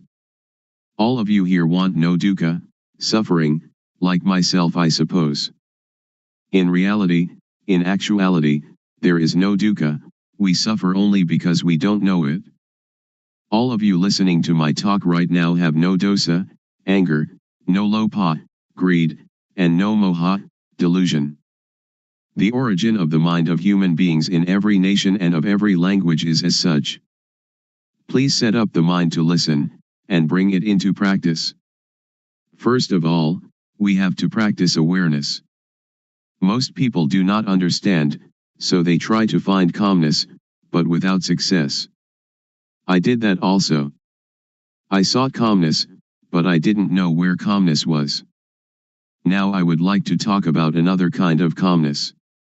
The calmness of freedom from not knowing, because we know and because we are alert.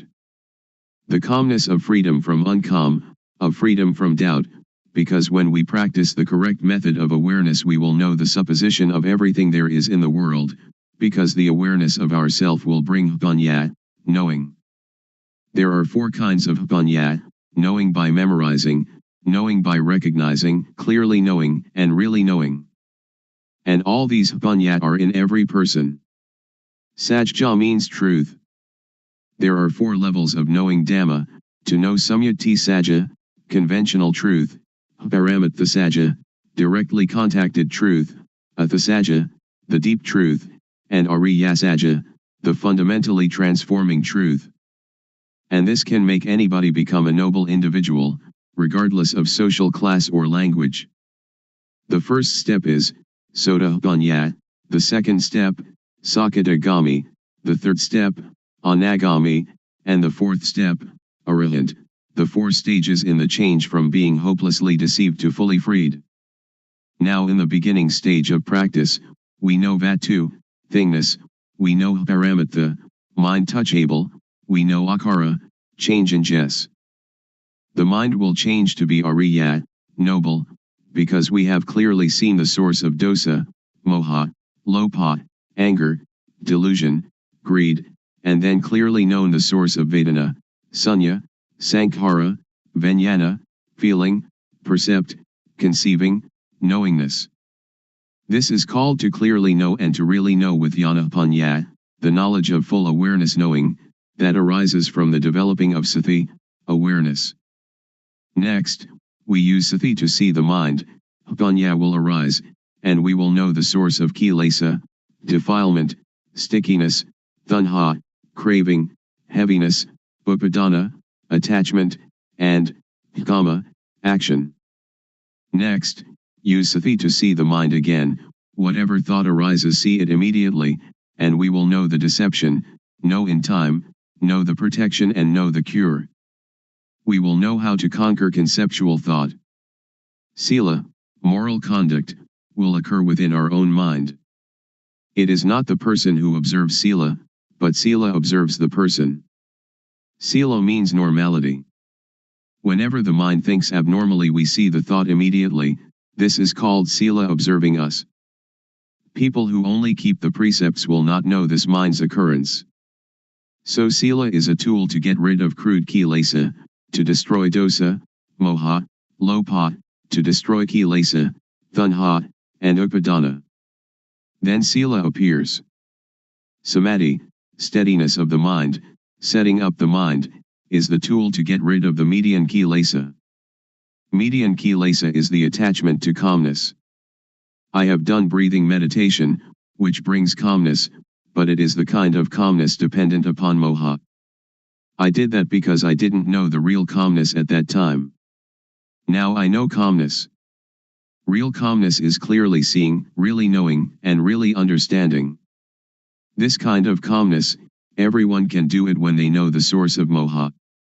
Whether you are a teacher, student, merchant, or homemaker, you can do it. Everybody needs calmness, and this kind of calmness, whatever kind of work you do you still have it, because you know the source of moha. We don't have to sit with eyes closed to get calmness, but we can have calmness in this very society. Whenever conceiving thought arises, samadhi will see it immediately. Samadhi doesn't mean to sit with eyes closed. Samadhi means setting up the mind to see our own mind, to see our own work. Now panya gets rid of the subtle kilesa. We know the subtle kilesa when we know the source of thought whenever it arises. Whatever we do now, we have normality in speech and mind. When all these conditions gather, there will arise a kind of jnana, insight knowledge, and it will break apart from the person. Only the one that practices will know. All of you sitting here now have as yet no jnana, but the non-suffering and non-happiness is already there. When we don't have jnana we don't know it, so we seek calmness. Now, as you are sitting here, look at your own mind. You don't have jealousy, ill will, and aggression. Now your mind is indifferent, not suffering and not happy, beyond good and evil. This state is in everybody, and this is the calmness that everyone is seeking. Somebody who doesn't know comes to teach people. A lot of people follow that person and sit with eyes closed, trying to find calmness. This is trying to get something that doesn't really exist, trying to make something that cannot be real become real. It is impossible. So that is only the state of delusion. Now we come to know the real thing. It is called upekha, indifference, equanimity. It is our own mind. It is like something that is covered over. Now, when we come to see our own mind, it will be revealed. So we don't have to do anything with calmness, because it is already there. The only thing we have to do is know the method of practice. The method of practice is to know the movements of the body. We don't have to watch the movements of our breathing, we have to know the movements of the physical body and then see the movement of the mind. Breathing is never glad or sad, it never hates anybody or likes anybody. What is angry is the mind that is thinking. What is pleased is also the mind that is thinking. So we come to see only this point. To see this point is to be aware of thought. In order to see thought, don't enter thought. As soon as it thinks, detach from thought, like a cat catching a rat. We don't have to teach the cat to catch rats, but whenever a rat comes the cat will get it. The clear knowing and real knowing is the same thing. Most people understand Vipassana only as memorizing and recognizing. Very few know clearly and know really. Anyone that will clearly know and really know must make an effort always. Wherever they go they always watch thought, going to the toilet, eating food, whatever they do they look at thought. When we watch thought a lot, like a cat watching for rats, then when thought arises sati or Vipassana will clearly see immediately. This is called Vipassana, getting rid of the subtle kilesa. When we come to this point it is like the hidden thing is revealed, and we will know all religion, we will see with self-understanding the teaching of any religion. We will understand Hinduism or Christianity. We don't understand now because we just memorize from the texts. That is only a kind of history. Now we come to study at ourself. Reality is in us. Texts are only the words of other people. We come to see our own mind, and we will be another knowing individual. I will stop now. Anyone that has questions can ask. Audience. Luangpor teaches that when we go to the toilet we also watch thought. Shall we watch our walking, or shall we watch thought, or what shall we watch? Luangpor. Thought arises even when we do not pay attention to it. So when it arises we will see it, we will know it, we will understand it. If we pay too much attention trying to see it, it will not think. So we should practice in an indifferent, detached way. When it thinks we will know. Samadhi is also awareness. When you are aware of yourself, that is samadhi. When it thinks and you see thought, that is samadhi. Audience. When I sit I can watch the thought, but when I walk to the toilet and intend to see the thought, when thought arises should I stop walking and see the thought, or what should I do? Luangpor. You don't have to stop walking, just be aware of yourself. When we are aware of ourself, that is samadhi. Whatever movement we make we will know it. Unintended thought will arise by itself. If we do not see it we will attach to it, and this is dukkha. So we come to know the cause of dukkha. Normally our mind is indifferent. It can think without dukkha, and we know that it thinks without dukkha, but when we do not see thought we follow thought, we enter the cave, and that is dukkha. To see thought is difficult for somebody who doesn't understand, but it is easy for one that understands. To see thought doesn't concern any kind of work. We can write, and when thought arises we see it. When we walk to the bathroom, or when we are bathing, and it thinks, we just see it. So we don't have to do anything with calmness, because calmness is already there. The real calmness is when we see thought. Audience. So we don't have to stop thinking. Luangpor. Right. Just watch the movement of the mind. Don't force the mind not to think, don't try to prevent or force the mind not to think, don't try to prevent or get rid of thought. Many people want to tranquilize the mind, they don't want the mind to think. That is the understanding of others. But in my view we should let the mind think. The more it thinks the more we know. It is like when we dig a new well, the water is at first full of dirt. So we have to empty out the water, bucketful after bucketful. We don't have to stop up the hole out of which the water is flowing, but we let the water flow, as much water as possible, and we continue emptying out the dirty water. We clean the edge of the well and continue emptying out the water. We do it again and again. We do it until all the dirt is gone and the water flowing out of the hole is clear and pure. If anything were now to fall into the well we should see it and know it immediately. So we don't have to stop the mind from thinking. Sometimes it thinks this, sometimes it thinks that, but we just see it immediately, like cat catching rat, and the more it thinks the more we empty it out. When thought arises we see it, that is the important thing. Audience. When we sleep and when we are awake, do we watch thought in the same way? Luangpor. The same. When we cannot see thought, when thought arises during the day we don't know it. At night when we dream, we also don't know it. Now, when we see thought wherever we go, when thought arises we know it. At night we sleep, and when it thinks we also know it. Audience. I am still puzzled. Should we see thought or should we see ourselves? Luangpor. They are the same. We can call it seeing thought, and we are also aware of ourself at the same time. Audience. I would like Luangpor to explain the difference between knowing thought and seeing thought. Luangpor. When we know thought we enter into thought, and thought still continues, it doesn't stop. But when we see thought, when thought arises it stops immediately. So we should practice often to see thought. There will arise yana ganyat. Do it like boxers. Every boxer wants to be world champion. Boxers need to be very quick. Dosa, moha, lopa is quick in one way, sati, samadhi, ganya is quick in another way. When we train sati samadhi ganya, to be very very quick, it will be world champion, it will conquer the world. This conscious body is the world. Do we want dosa, moha, lopa, or sati, samadhi, ganya, to rule the world? If dosa, moha, lopa rules the world, it is a world of endless sorrow, endless dukkha.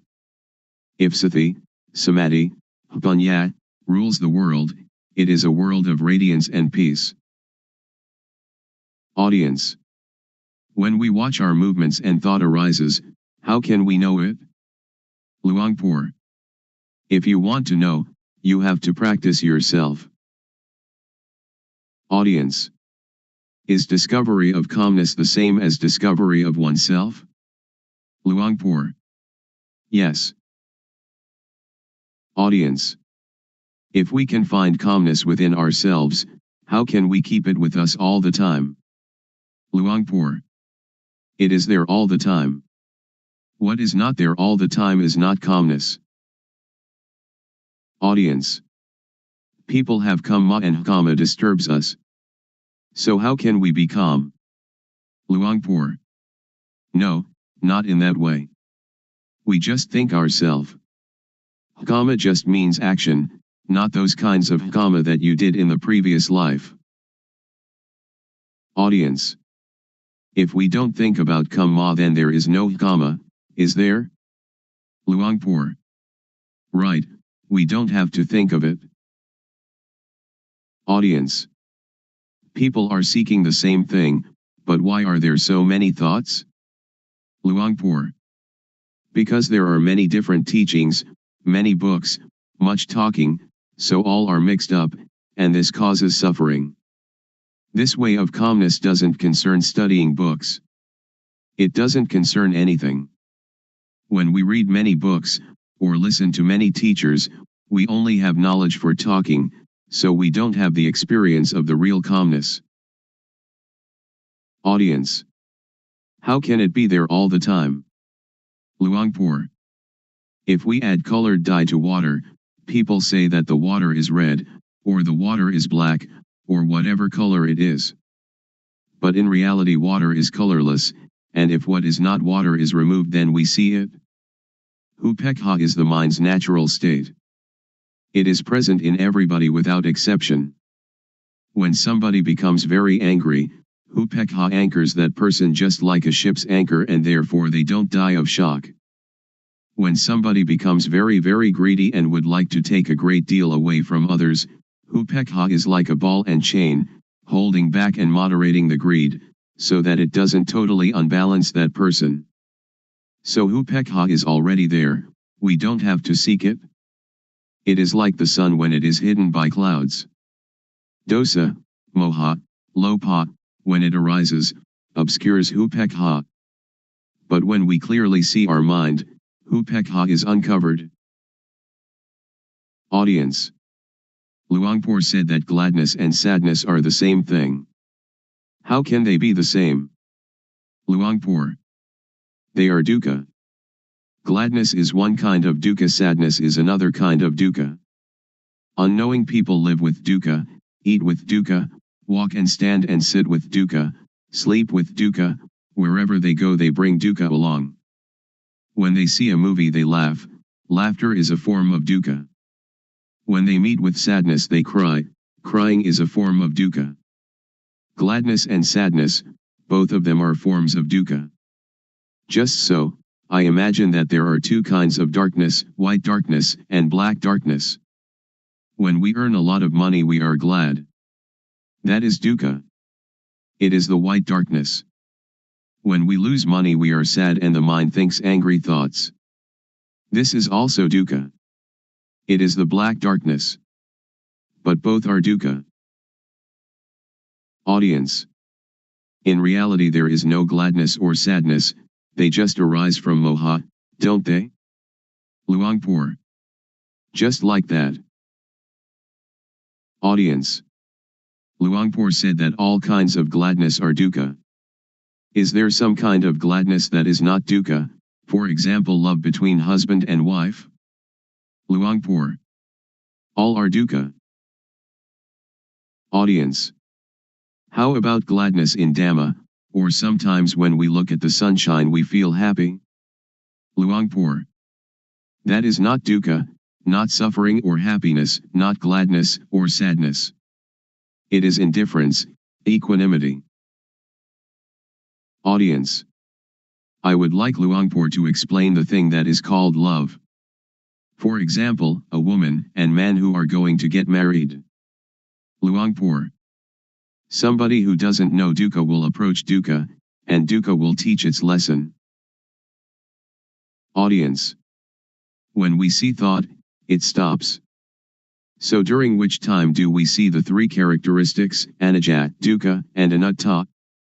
Do we see them when we see thought, or before seeing thought, or when we think of them? Luangpor. When we think of them that is not seeing with jnana-panya, it is just memorizing or recognizing. After we clearly know and really know we don't have to ask anyone. Audience.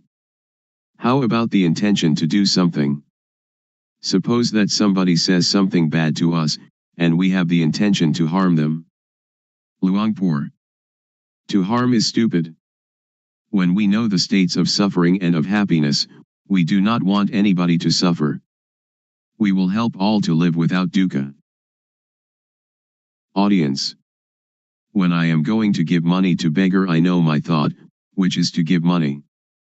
To see that thought, is that called punya? Luangpor. That is not called punya, it is called knowing from memory.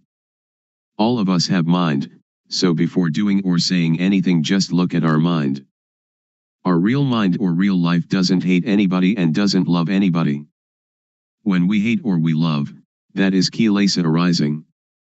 So just come to see the mind at the beginning, and dosa, moha, lopa will be destroyed. After that, vedana, sunya, sankhara, vijnana, will still be there, but they are pure and have no dukkha. Continue to see the mind.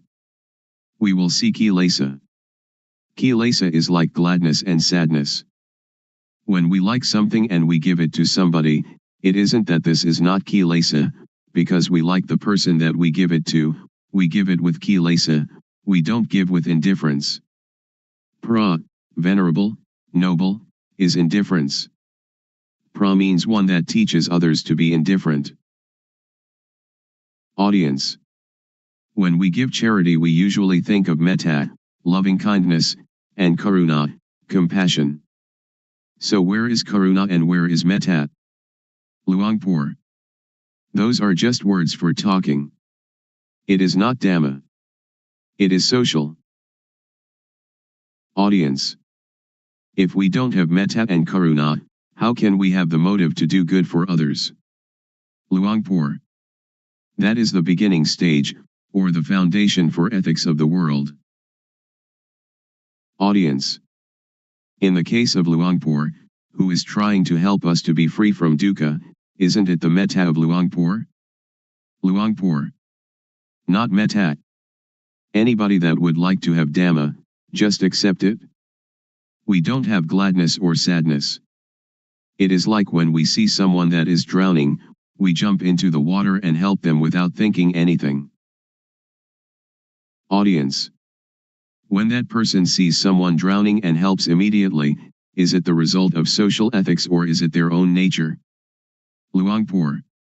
It is their own nature. But when we try to help other people, we don't see our mind, but the nature of the mind is already there, the indifference is already there, we never come to see it and we try some other way. That is why we don't have real calmness. Visible here and now. Calling to come and see. The Dhamma of an instant. Today I would like to bring to you the truth, as I have heard it from the elders, who passed this truth on from generation to generation. It may be that you've heard it, it may be that you haven't. When listening, please set up the mind to listen with sati, samadhi, panya, awareness, steadiness of mind, knowing. Consider these words, and find their actuality at last. In everything that happens there must be cause and effect. For example, the cause is that we go to work, the effect is that we earn money, the cause is that we go to study, the effect is that we gain knowledge. So the knowledge is the result of the study. Therefore the cause is to be diligent and the effect will be truly useful. The elders used to teach that the cause is developing sati, awareness, the result is the knowledge that arises. They have said so. Whether or not the Buddha talks in this way, or whether or not your parents and teachers talked in this way, make the experiment, and discover for yourself whether it is true or not. We have to consider and to really know it. The cause is called the developing of sati, the truth is called sajja. Whether or not we know it, it is still there, like something beneath an overturned bowl, we right the bowl, and what was concealed is revealed. Or it is like opening up what was closed. You should try it, and see for yourself whether it is like this or not. You can sit with legs tucked back to one side, sit with legs outstretched, sit on a chair, or sit in half lotus. Rest your hand on your thigh. Now turn the hand up onto its edge, having awareness of doing it. Turning the hand is the cause, the awareness of doing it is the effect. Turn the hand back down, having awareness of it. The cause is turning the hand down, the effect is the awareness that coincides with the movement. Turn the hand up, being aware of the movement. Turn the hand back down, being aware of the movement in the movement. The cause is turning the hand up and being aware of it, and turning the hand down and being aware of it. The effect is that the knowing will accumulate. So when you are doing this, are in the rhythm of it, developing sati, you can say it is the same as the Buddha's teaching, the same as the elders' teaching. You should develop sati. When you develop sati, panya will arise. The elders used to tell us that Buddha taught the four satipatthana, the bases of awareness, or the four major postures, which are standing, walking, sitting and lying down. You have sati in these postures, then you have the sati to know other, minor movements. In all minor movements, stretching, bending, and all other movements, have the sati to know it. The effect will be the knowledge that arises. Some people may say that this accords with the texts, some may say that this does not accord with the texts, but please listen, and try to practice yourself. If it is useful, we use it. If it is useless, we cast it away. The knowledge that we have learned, we know it already, but the knowledge we have never heard, please try it and find it for yourself. This is a practice I have done. Sit comfortably, back erect, hands palm down upon the thighs. Now turn the right hand up onto its edge, being aware of the movement. Then raise the hand straight up to chest height, being aware of the movement. Then bring the hand down to rest on the abdomen, being aware of the movement. Now repeat these three movements with the left hand. Then, having sati in each movement, move the right hand up the chest, then swing it out to above the right leg, then lower it to rest on the thigh, and then turn the hand back down again. And now repeat these four movements with the left hand. This is rhythmic practice. It is called the minor movements. Humans cannot stay still, so we find some work for the body to do and then use the sati to be with the movement. You can call it sati or you can call it samadhi. The feeling is called sati, samadhi is setting up the mind. When you do it, have awareness of it. If you don't set up the mind, then you will not know. When you blink, you know it. We blink since our birth from our mother's womb, but we don't know it. When we look to the left or look to the right, we don't know it. We don't have sati, samadhi. We have only the usual sati samadhi, but we don't set up the mind to know it. If we set up the mind to know it, the sati will be newly built sati. Samadhi is setting up the mind. We breathe since we were born from our mother's womb, but we don't know it. Now we set up the mind, and breathe in and out, then we know it. When thought arises, then we know it. The knowing is caused by the developing of sati. So I would like all of you to take this teaching and use it. Ordained, all right, not ordained, all right, believe any religion, all right, wear any uniform, all right, keep the precepts, all right, don't keep the precepts, all right, give a lot of charity, all right, don't give any charity at all, all right. If you don't develop sati, then you will not know, even though you make merit, keep the precepts or practice a lot of calmness meditation. The knowing will arise because of the developing of sati. When we have more and more awareness, then the unawareness, which is moha, or delusion, will fade away. When we have more and more sati, more and more samadhi, panya will arise. This is called panya parami, the perfection of wisdom. I do not talk according to the texts, panya is already there, parami means the readiness to know, if we practice in the right way. If we practice in the wrong way, then we will not know. Now if we know the real thing, not knowing outside ourself. We know within ourself. We know ourself. Sitting here we know ourself to be Rupnam, body, mind.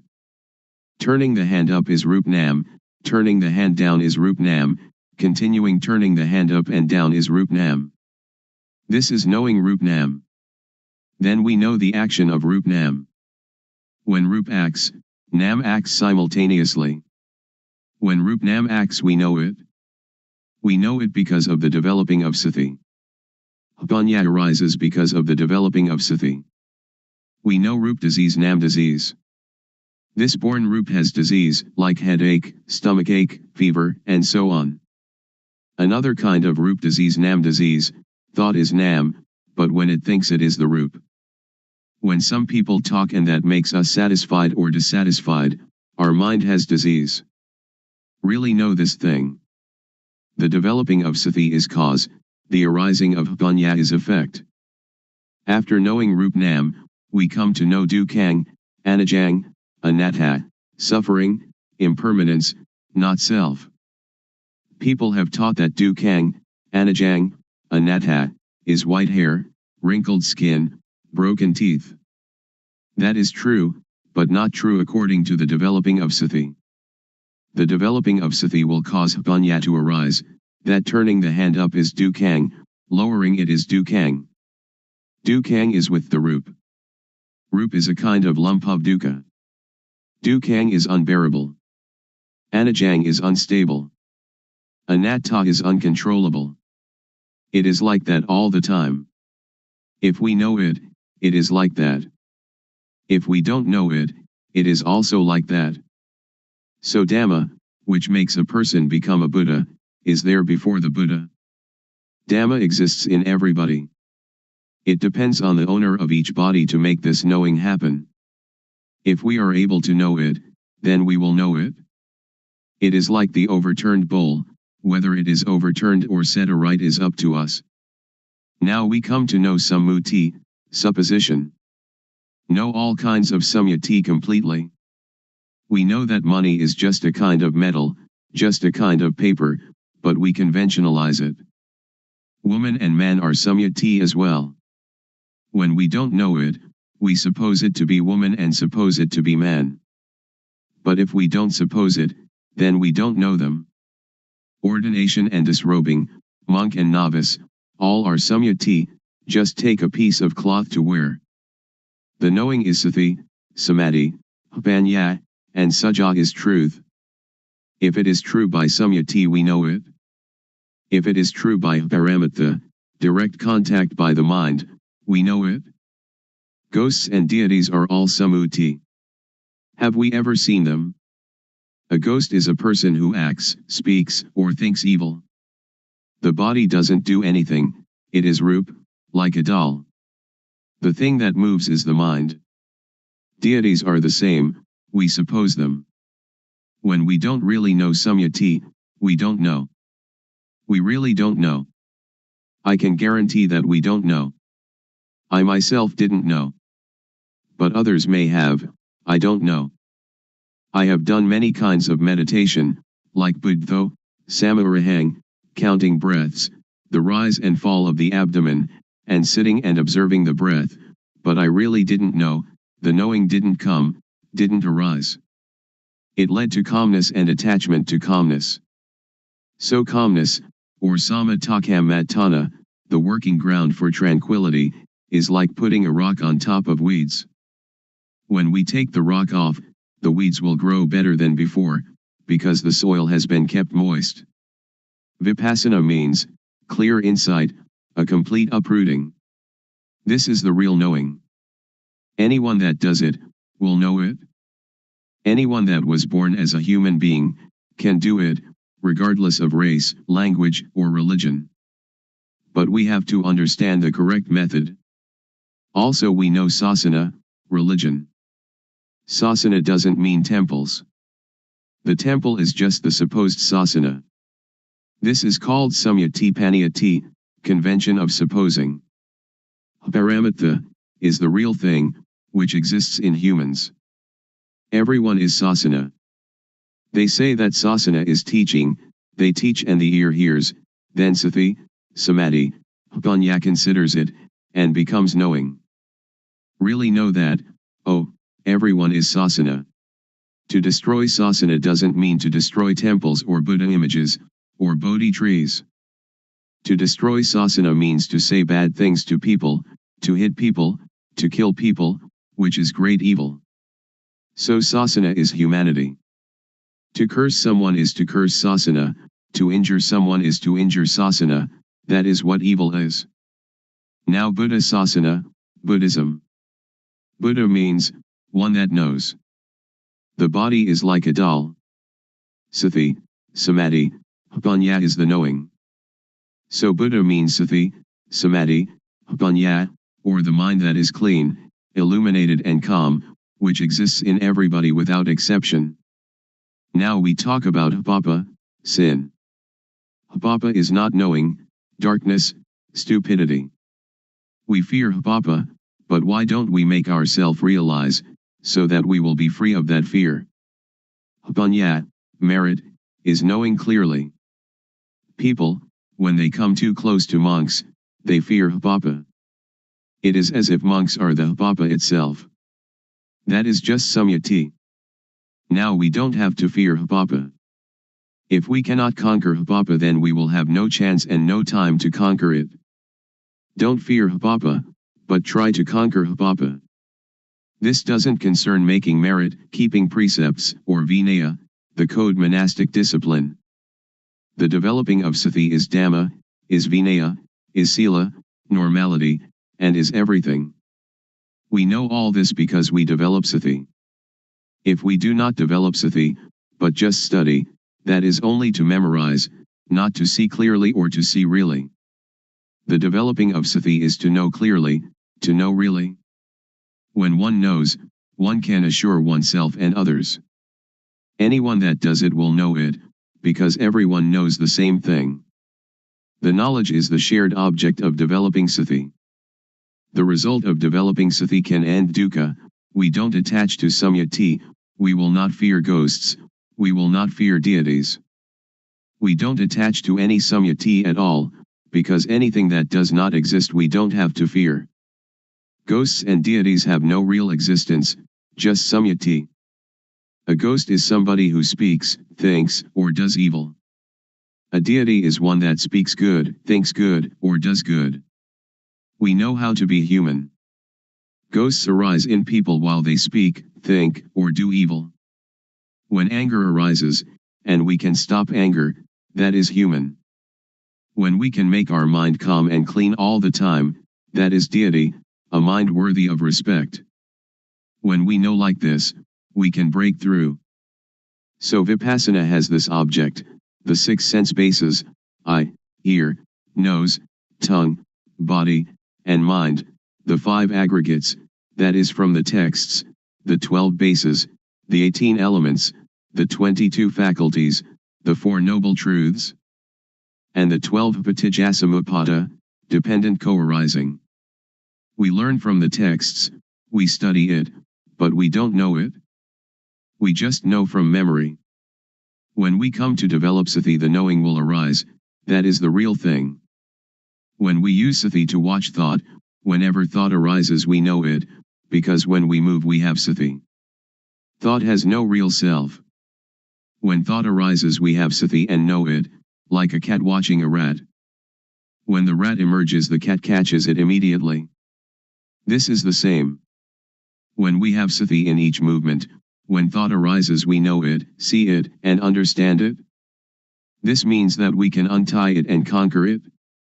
The elders said that to conquer others 100 or 1000 times has not the benefit of conquering oneself just one time. To conquer oneself is to conquer thought. When thought arises we see it and know it. Then it cannot proliferate. Whenever thought arises we know it. When we develop more and more sati, there will arise jnana panya, knowledge arising from full awareness knowing, to know clearly, to know really. Vatu, thingness, means everything in the world and in ourself, we have to know it all. Paramatha means, everything that exists in the world and in ourself, seeing it, having it, being it, right now in front of us, touchable with the mind, we have to know it all. Agara means, that everything in the world and in us can change. When we clearly comprehend it, then we see, know, understand, and touch, dosa, moha, lopa, anger, delusion, greed, because it is vatu, paramutha, akara. After knowing this, the mind will be very cheerful, and can see, vedana, sunya, sankhara, vijnana, feeling, percept, conceiving, knowingness, not being dukkha. The real pra, noble, inheres in this. Pra doesn't mean you shave your head, but means the quality of the mind. Paramutha means the real thing. The real pra is in everybody without exception. In this way of developing sati, the feeling of the movement is the cause, the effect is knowing all this. Pra means teacher, one that teaches. When they know this and teach this, there is no dukkha. A real pra knows samyati panyati, paramutha panyati, attha panyati, and ariya panyati, the four levels of designation. The mind has changed and we will really know this. If we know other things, it is not correct. We continue the practice. There will arise piti, rapture. We feel comfortable, the mind is light, it is like in darkness there arises the light, or the dirty becomes clean again. Or like black and white, or the heavy becoming light. The mind changes from one stage to another. When the knowing arises, the not knowing disappears immediately. When the quality of the real pra arises, the quality of not being a pra disappears immediately. When the quality of being deity arises, the quality of being ghost disappears immediately. When the quality of being human arises, the quality of being other disappears immediately. It arises and substitutes for the other. This is called to be born here and die here. Not being born from the womb of the mother and dying physically, that is another thing. That is also the supposing of dukkang, anajang, anatta. Continue the practice. It will be like a pot of water, which has filled to the brim, is now having water removed. When the knowing arises, sati will be reduced, not full like the previous stage. In the practice our awareness is full, but when the knowing arises it will attach to the knowing, it will attach to the object. When the object arises we have confidence, and it enters into our memory in the brain and is never forgotten then on. I have known this since I was 46, but I haven't forgotten even a little. I know Rupnam in the morning and know the changing of the mind in the evening. I really know this, and I have the confidence to guarantee that it is the teaching of the Buddha.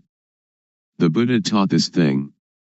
Making merit, giving charity, keeping precept, that is good in one way, but learning from the texts, we do not really know how to practice developing sati, how to deal with the mind. A person who doesn't know teaches a person who doesn't know. The result is not knowing. One that knows teaches, the result is knowing, because everybody has it, each can become the real pra, a noble individual. Woman, man, child, if they know it they become the real pra, a noble individual. Therefore the pra is a kind of blessing, because she or he teaches people to know. Blessing means noble. The noble knowledge is called giving Dhamma as charity, or giving knowledge as charity. This is the path of the real noble individual. When we develop sati, and know the movements more and more, jnana panya will occur. When jnana, insight knowledge, arises you will really know, you don't have to remember from the texts. You will know kilesa, tanha, upadana, kama, stickiness, heaviness, attachment, action. Seeing clearly, seeing really, kilesa, tanha, upadana, kama, will reduce or fade away. When we know this point, we don't have to believe anybody. The one that sees it owns it. Suppose that the Buddha comes and tells you that this practice is not correct, you will also not believe him, because it is real. When jnana panya arises, you have real confidence. When you know this point, piti will arise again. When I knew this point during my practice, I went to sleep. After getting up, I started walking back and forth. The cause is walking back and forth, the effect is that the knowing arises again. I walk back and forth and have the knowing. At that time, there is a centipede running across my path. The centipede is cause, the effect is that I see the centipede. I light a candle and try to find the centipede. When I cannot find it, I bring the candle back, and then begin to walk back and forth again.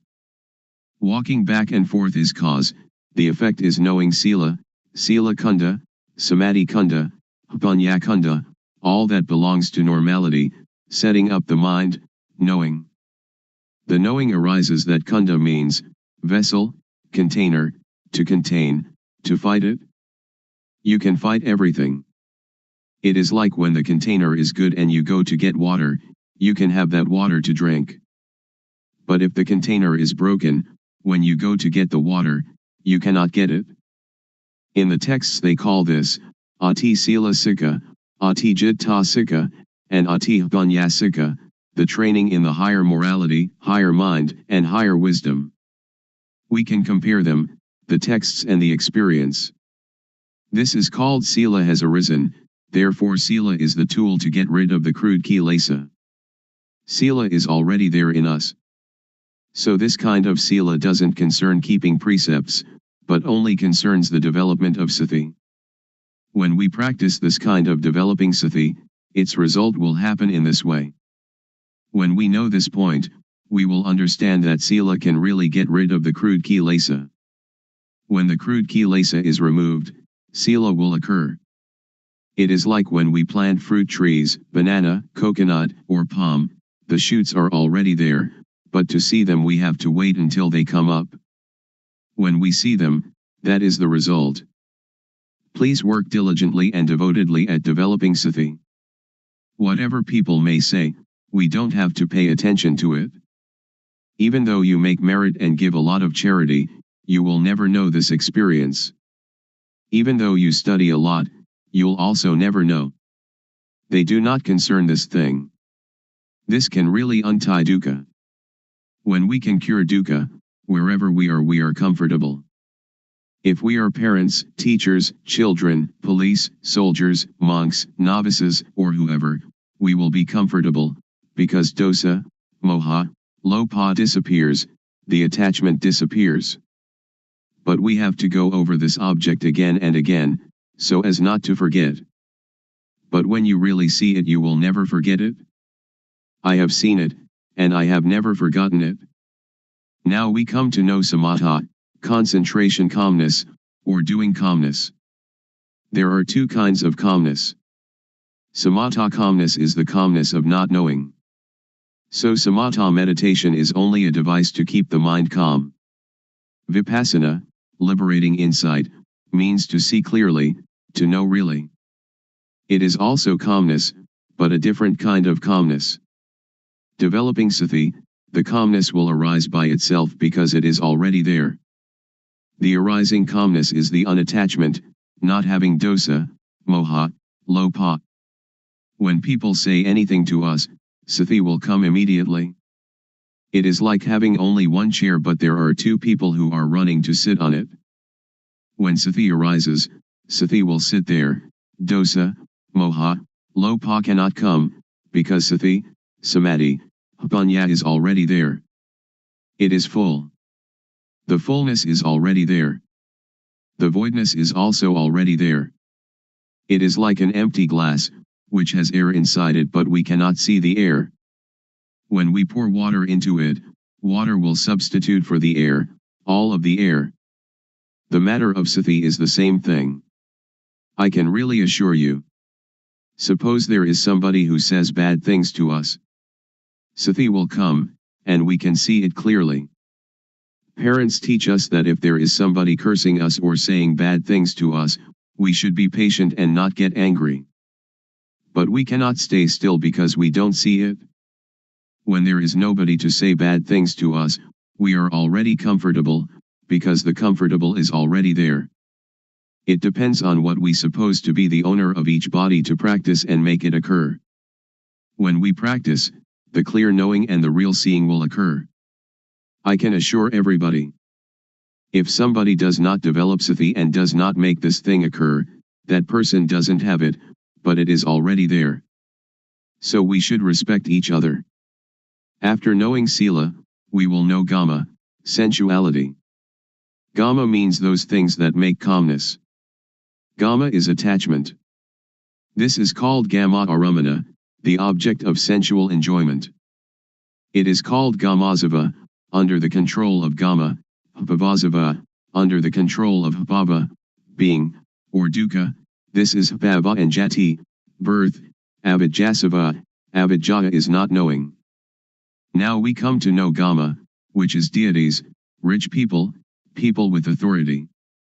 They attach to reputation, money, honor, these people who have gama, but I do not blame anybody, I just teach directly. You can bring it into practice, or you might not bring it into practice, it depends on you.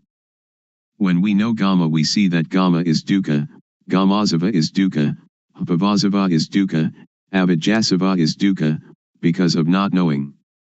We also know samatha meditation. People may talk in any manner, we really know the matter of calmness. We know all the stages of it, because it is already in us. We write the overturned bowl, we open up what is covered over, that is to teach the method of practice, the method of arm movements, the method of turning the hand. This is one form of the most intensive practice. I have not taught this according to the texts. It may or may not contradict the texts, but I will talk in this way, because doing this way then you know this way. If you study from the texts, when asked about the truth, you don't know. Many of my teachers didn't know. The arm movement is cause, its result is punya arising. Cause and effect go together. After knowing this, we know about punya and papa. For any bad bodily action, we know how it is papa, kama, harmful, benighted action, and, if there is really a hell, into which level we shall fall. For any bad verbal action, we know how it is papa, kama, and, if there really is a hell, into which level we shall fall. For any bad mental action, we know how it is papa, kama, and, if there really is a hell, into which level we shall fall. For any bad bodily, verbal, and mental actions together, we know how they are papa, kama, and, if there really is a hell, into which level we shall fall. For any good bodily action, we know how it is, punya kama, beneficial wise action, and if there really is a heaven or nibbana, to which level we shall go. For any good verbal action, we know how it is punya, kama, and if there really is a heaven or nibbana, to which level we shall go. For any good mental action, we know how it is vedana, and if there really is a heaven or nibbana, to which level we shall go. For any good bodily, verbal, and mental actions together, we know how they are punya, kama, and if there really is a heaven or nibbana, to which level we shall go. The shaking of the knowing element is already there in everybody. The developing of sati can apply to everybody. If you don't believe it, just try it. I can guarantee that it will not take longer than 3 years and you will really know. It is like the fat, fertile grain that we plant in the field. If we practice incorrectly, it is like the empty husk. If you dig the ground, but not in the right place, then you cannot get water. If you dig into the ground in the right place, then you can really get the water. This kind of practice, if you do it correctly, you will really get the result. If you do it incorrectly, you will not get the fruit. When the occurrence happens, we know about 4 elements, earth, water, fire, and wind, they come together. When we know this, the occurrence arises. We know the end of dukkha. The end of dukkha is here, it will demolish all and everything. On this thing I do not believe anybody. When we come to the end we will have jnana. Sila is the tool to get rid of crude kilesa. When the crude kilesa comes to an end, sila occurs. Samadhi is the tool to get rid of the median kilesa. When we know the median kilesa, then we know samadhi. Panya is the tool to get rid of the subtle kilesa. When the subtle kilesa is discarded, Panya then arises. That arising Panya is called Jnana Panya. Because it is inside us, we know it. If it is not there inside us, then we don't know it. I can assure you that everyone without exception can know it. Women, men, believers of any religion. When I was practicing this method, I was not a monk. Sometimes I wore shorts, sometimes I wore trousers. After knowing this Dhamma, I taught brothers, parents, aunts, and uncles for 3 years. They knew, but they knew little, but still they knew the real pra, knew the supposed pra, knew Samyati Panyati, Paramatha Panyati, Atha Panyati, and Ariya Panyati. The mind changes from commoner to noble individual.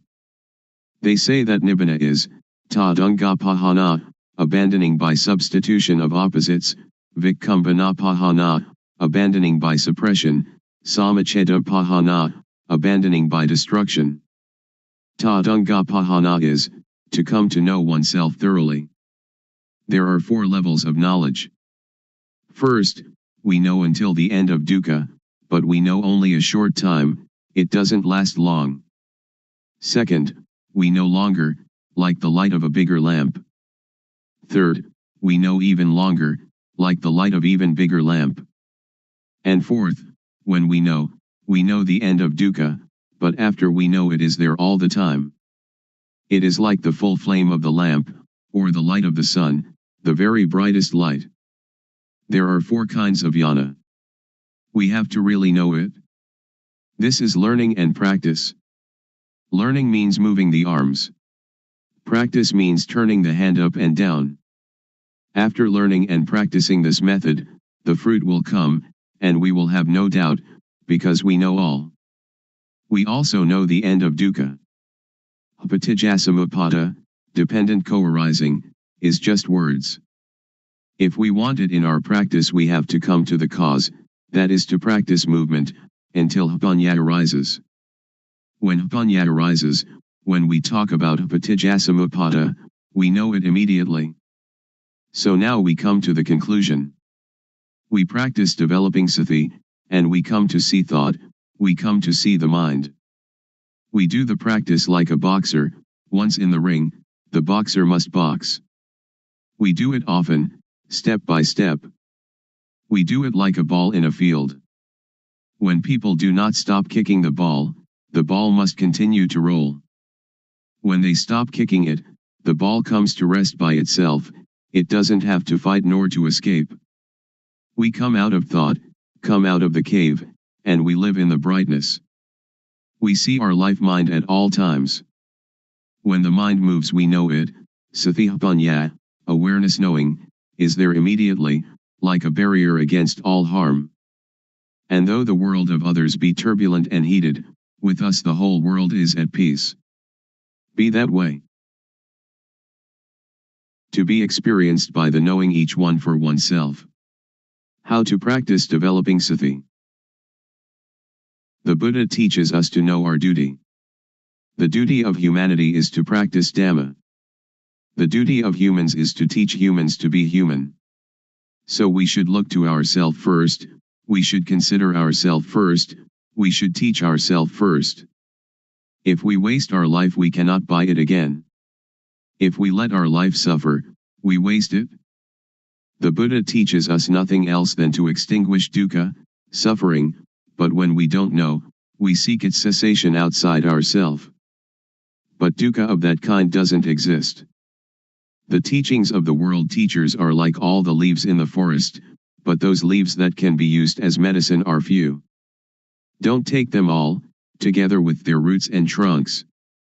When it comes to the practice of gamatana, meditation, or vipassana, insight, we should take only that which can prevent dukkha from arising, can extinguish dukkha at its source, can destroy moha, delusion. So we take only the heart. The heart of the teaching I am talking about is to have sati, awareness, to have panya, knowing, to see thought. Whenever thought arises, see it, know it, understand it. Know it in whatever manner it comes, and know how to prevent it from deluding us. Wherever we are, that is where we must practice. Nobody else can do it for us. Wherever we go, we are the one that goes. Wherever we stay, we are the one that stays. Sit, eat, drink, sleep, we alone do it. If we are a person who keeps precepts or gives charity, we can practice. And if we are somebody who never does these things, we can also practice. To help others is good, but it is good only in a worldly way. To practice developing sati, samadhi, panya, awareness, steadiness of mind, knowing, however, is good in every way. So before you teach others, you should train yourself, until you clearly and really see, know, and understand. When you really see, really know, and really are, then you can teach others comfortably. So this practice, we have to learn it ourselves, we have to teach ourselves, we have to see ourselves, we have to know ourselves, we have to understand ourselves, we have to do ourselves. So you needn't be interested in others, just do this movement practice a lot, do it as nothing special, do it without hurry, without doubt, without speculation, do it without expectation of result. Be simple, and just move, one movement at a time, and know. When you don't know, let it pass, when you know, let it pass. Sometimes you know, sometimes you don't know, so it goes, but know. When the body moves, know it. When the mind moves, know it. This practice is a 24 hours a day practice, so relax and just be natural, just be normal. Set up the mind to really practice, and practice comfortably. The method of developing sati in daily life. When we get on a bus or boat, and are seated properly, we turn the palm up, we turn the palm down, we move the hand, or stretch the hand, or run the thumb over the fingertips, and blinking eyes, breathing, swallowing saliva, and so on, be aware of these movements. This is the way to have awareness returning to ourself. When thought arises, be aware of it, and detach it. The method of developing sati when we are at home. We can sit with both legs gathered back to one side, or cross-legged, or in a chair, or we can sit with legs outstretched. We can stand or lie down doing the rhythmic practice too. When we walk Jangama, meditating while walking back and forth, a length of 8 to 12 paces will do, we must not move the arms, fold the arms across the chest, or clasp the hand behind the back. The method of practice in a sitting position is shown in the stylized illustrations that follow. First, rest the hands palms down on the thighs. Second, with awareness, turn the right hand onto its edge, then stop. Third, with awareness, raise the hand, then stop. Fourth, with awareness, lower the hand to rest on the abdomen, then stop. Fifth, with awareness, turn the left hand onto its edge, then stop. Sixth, with awareness, raise the hand, then stop. Seventh, with awareness, lower the hand to rest on the abdomen, then stop. Eighth, with awareness, move the right hand up to rest on the chest, then stop.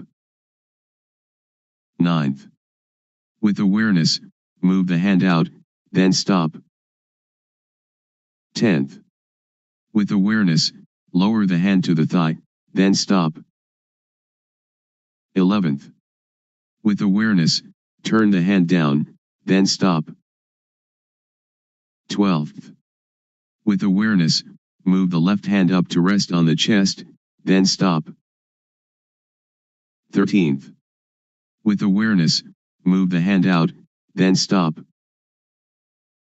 14th, with awareness, lower the hand to the thigh, then stop.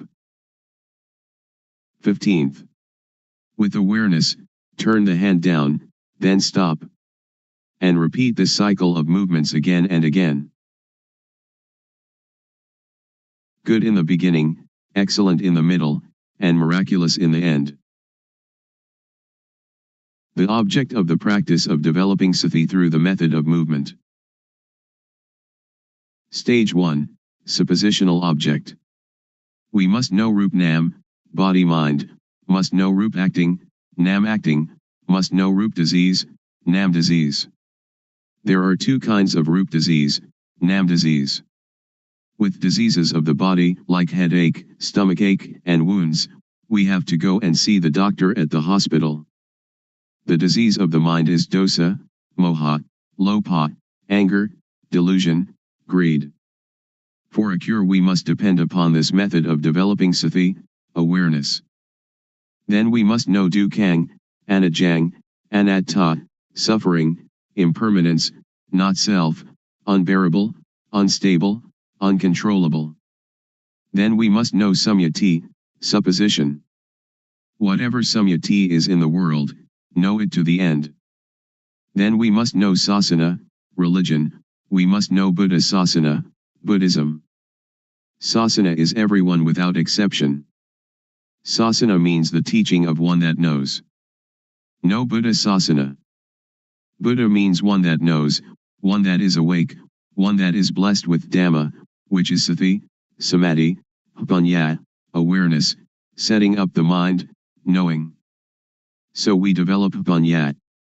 Then we must know papa, sin, must know punya, merit.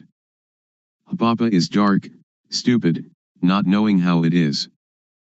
Punya is clever, knowing everything. Whoever doesn't know is called somebody who still doesn't have punya. End of stage 1. There will arise an obstacle at this point, because we attach to the knowledge of Vipassana or Kilesa. Vipassana or Kilesa, defilement of insight, is when we know outside ourself endlessly. We must withdraw. We must not enter thought. Stage 2, Touchable Object. Use sati to see thought. When thought arises, know it, see it, understand it, and touch it. As soon as thought arises, cut it away immediately. Do it like a cat pouncing on a rat. Or like a boxer that climbing into the ring, must box immediately. The boxer needn't pay respect to the teacher. Lose or win, the boxer must box. We must not wait for anyone. Or like digging a well. When we find water, it is our duty to scoop out the mud, scoop out the mire, scoop out the water until it is finished.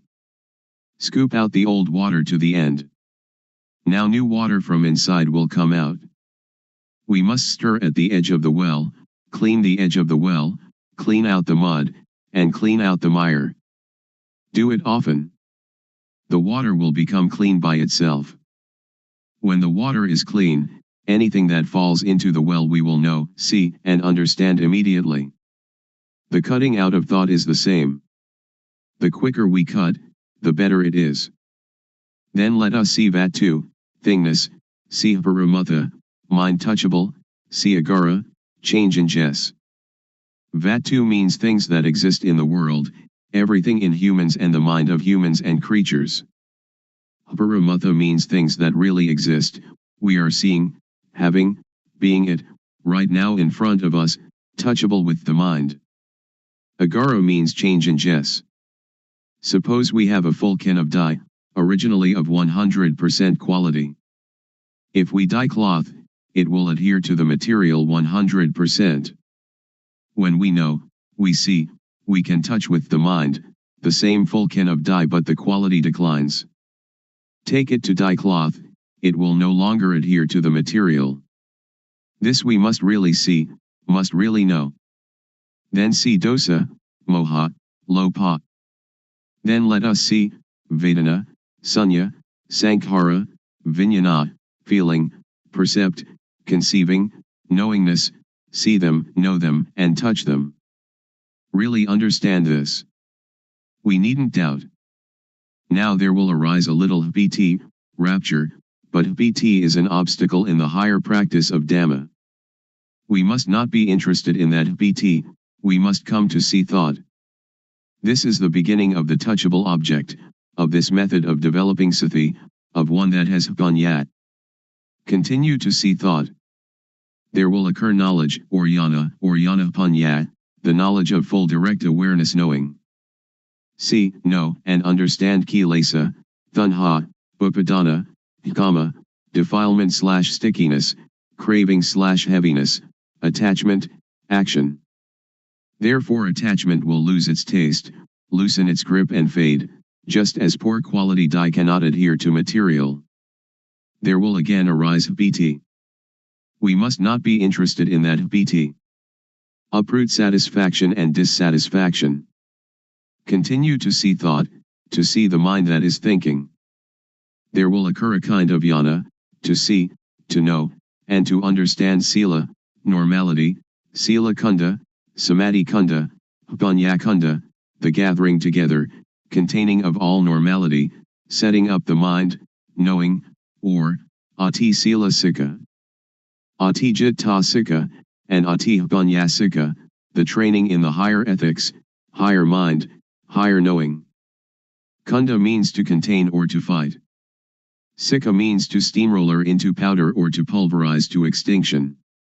So sila is the tool to get rid of crude kilesa.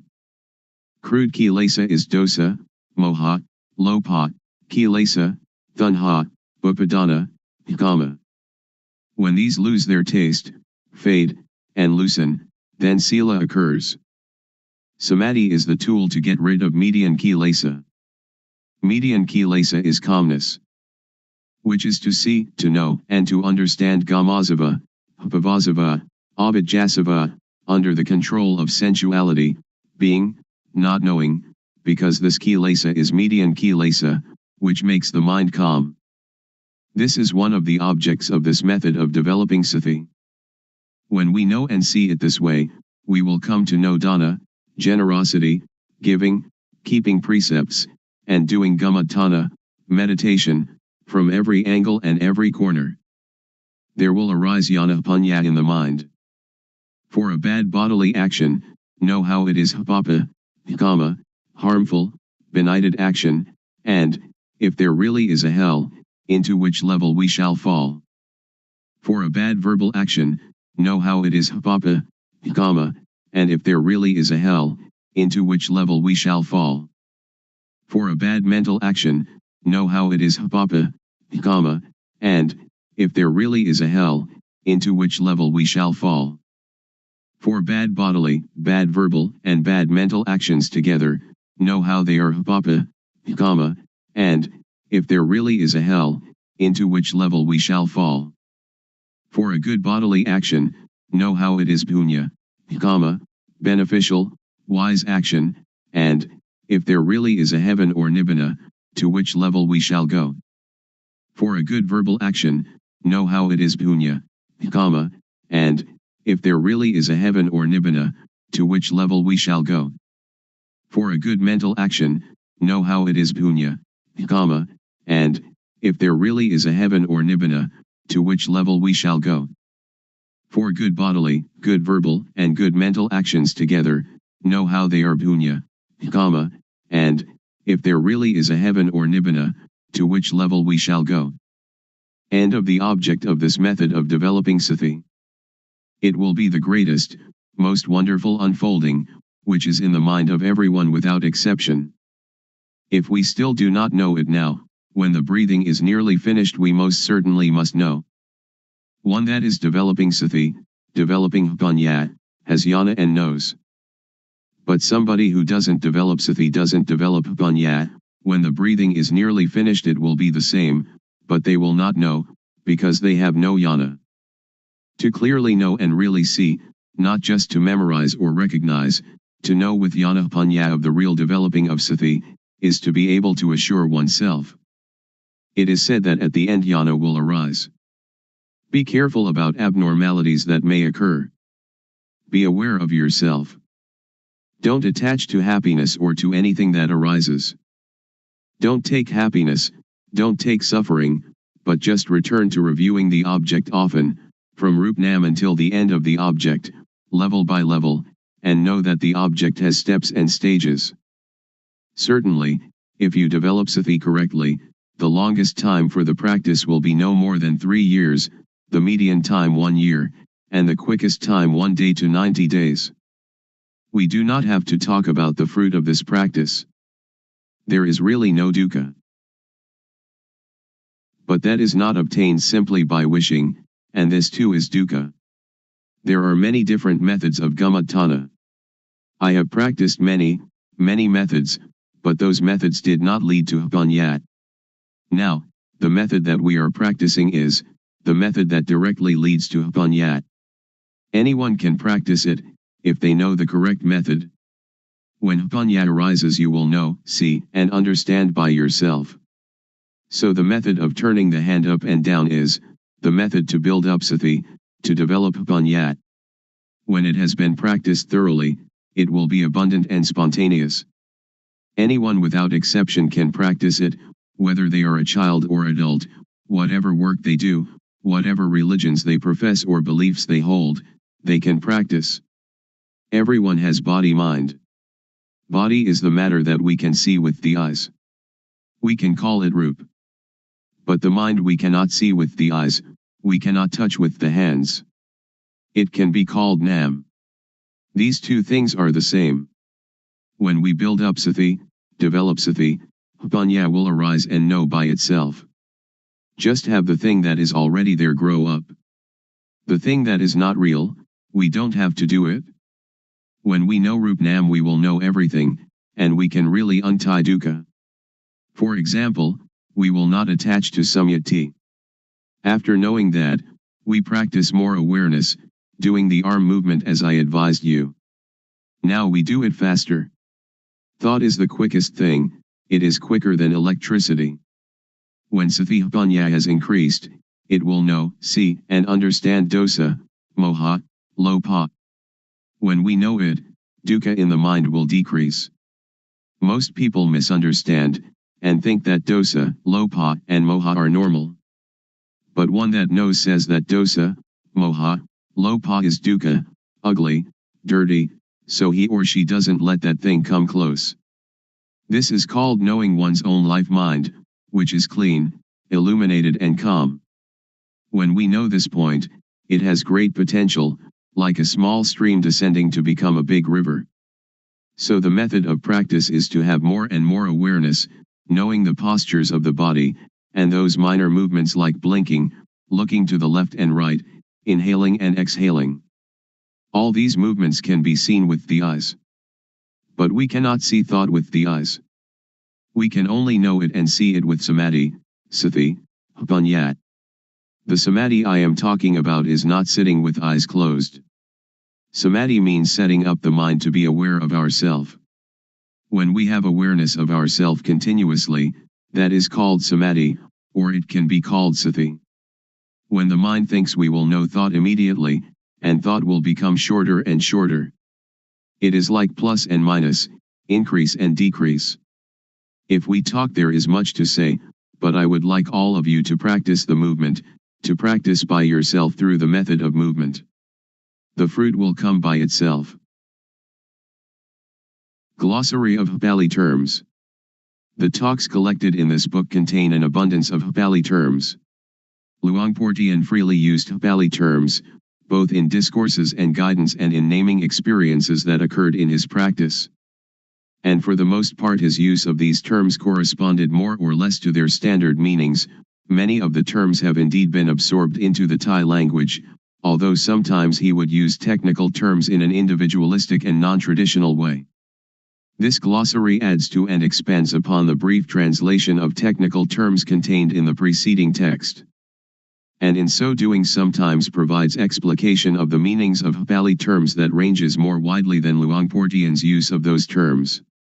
This glossary would therefore best be regarded as providing a background against which Luangpor Teean's use of technical Pali terms might be highlighted or clarified. Nevertheless, since it constitutes a major editorial intrusion, the glossary has been added to the preceding talks with some reluctance, and it should be used with circumspection. Strictly speaking, the talks should be self-illuminating. Single quotation marks enclose the words of Luangpor Teean. Some of the Pali terms are given with their Thai versions in brackets. These Thai words are transliterated in a way consistent with customary English pronunciation, with only the following vowel sounds requiring definition: A as in father, O as in Tom, A as in cup, O as in book, except for Rup, where the vowel sound is that of moon. Agara, in brackets, again. Condition, state, property, quality, attribute, manner, mode, way, appearance, form, sign. In Thai, the word is used to mean symptom, condition, as of one's health, manner, outward expression, attitude, behavior. In the seeing of Vatu, Paramatha, Agara, it means that everything in the world and in us can change.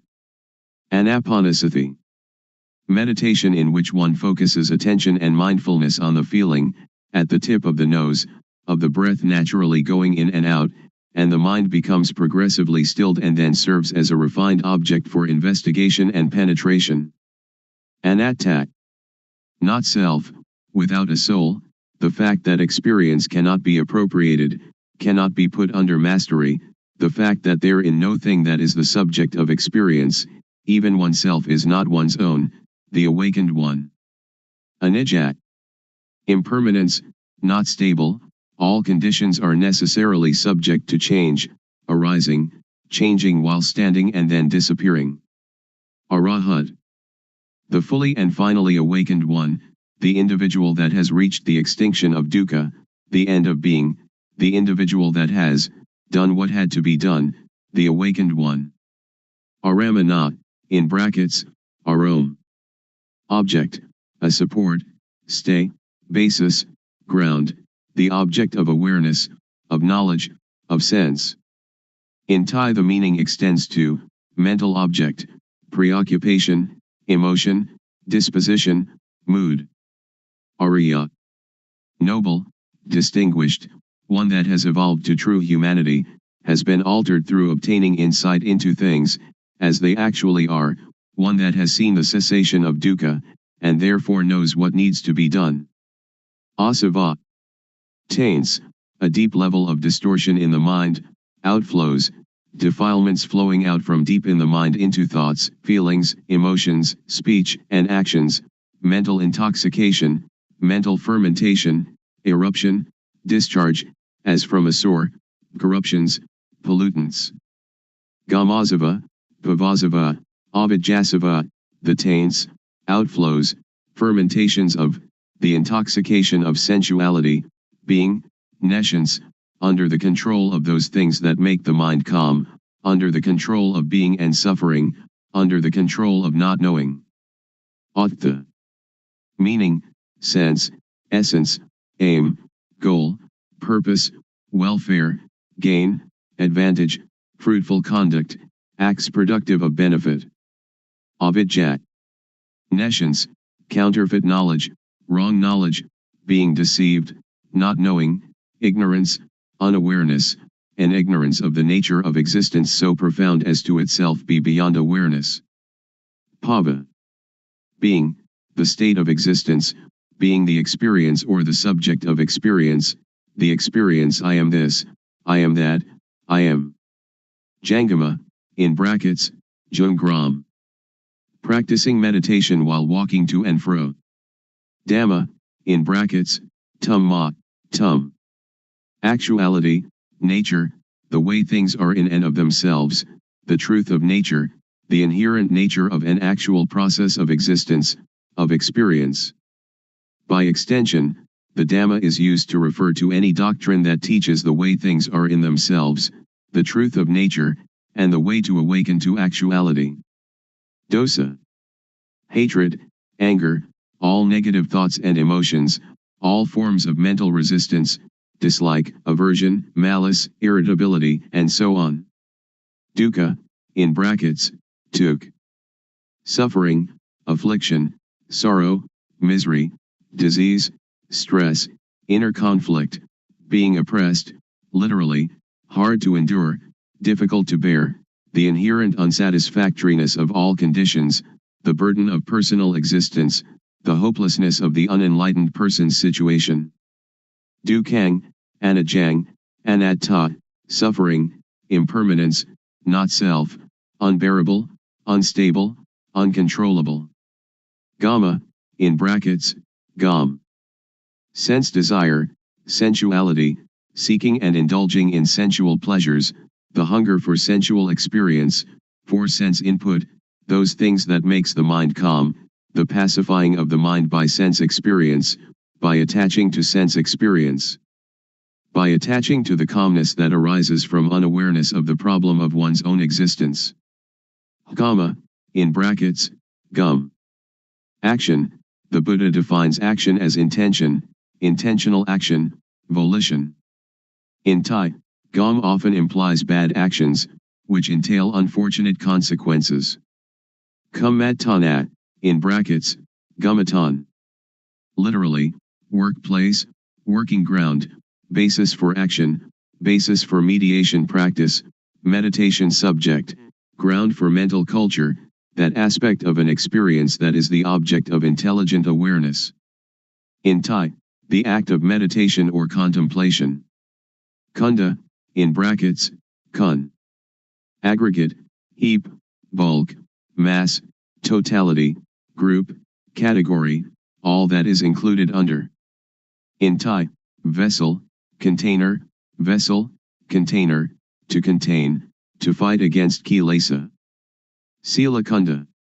All that belongs to moral behavior, the gathering together, the containing of all ethical behavior, of all normality, sanity, naturalness.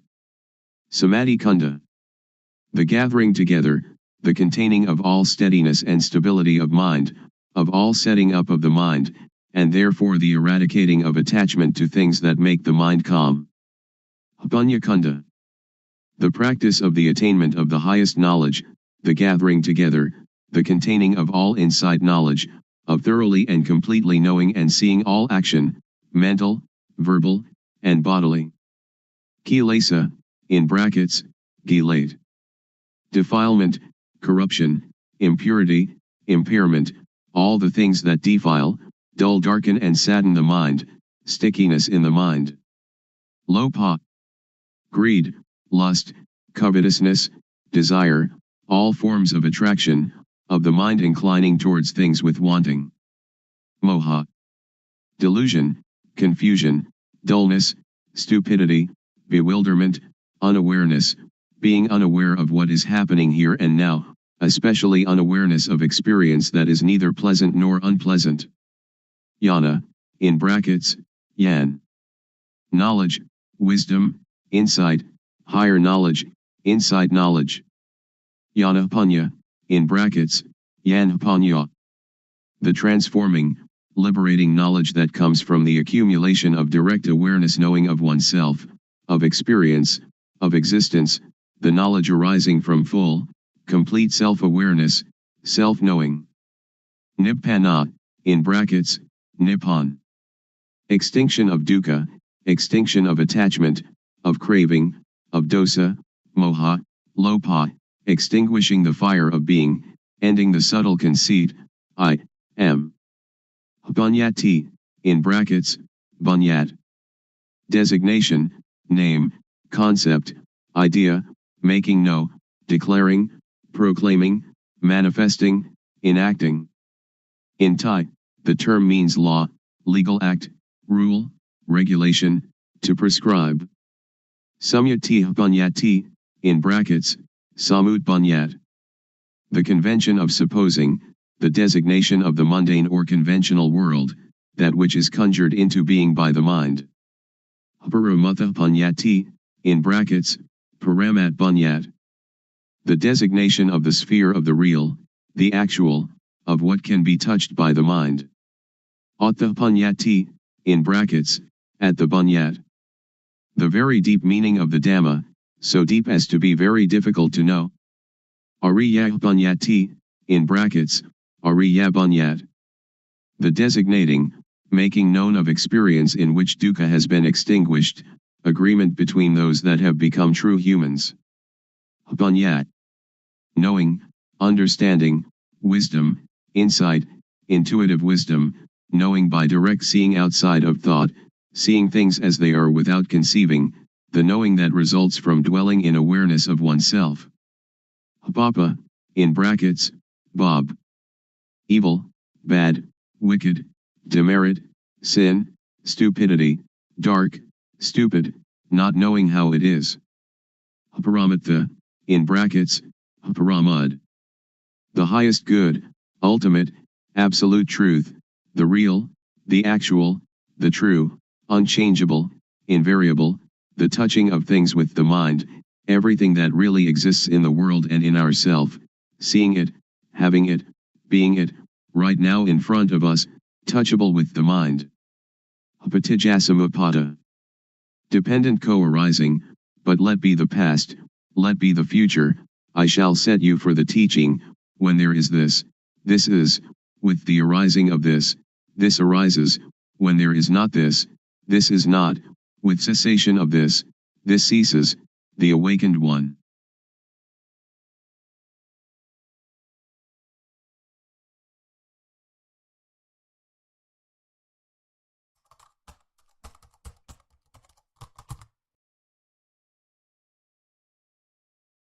May all beings be at ease. Whatever living beings there may be, whether they are weak or strong, omitting none,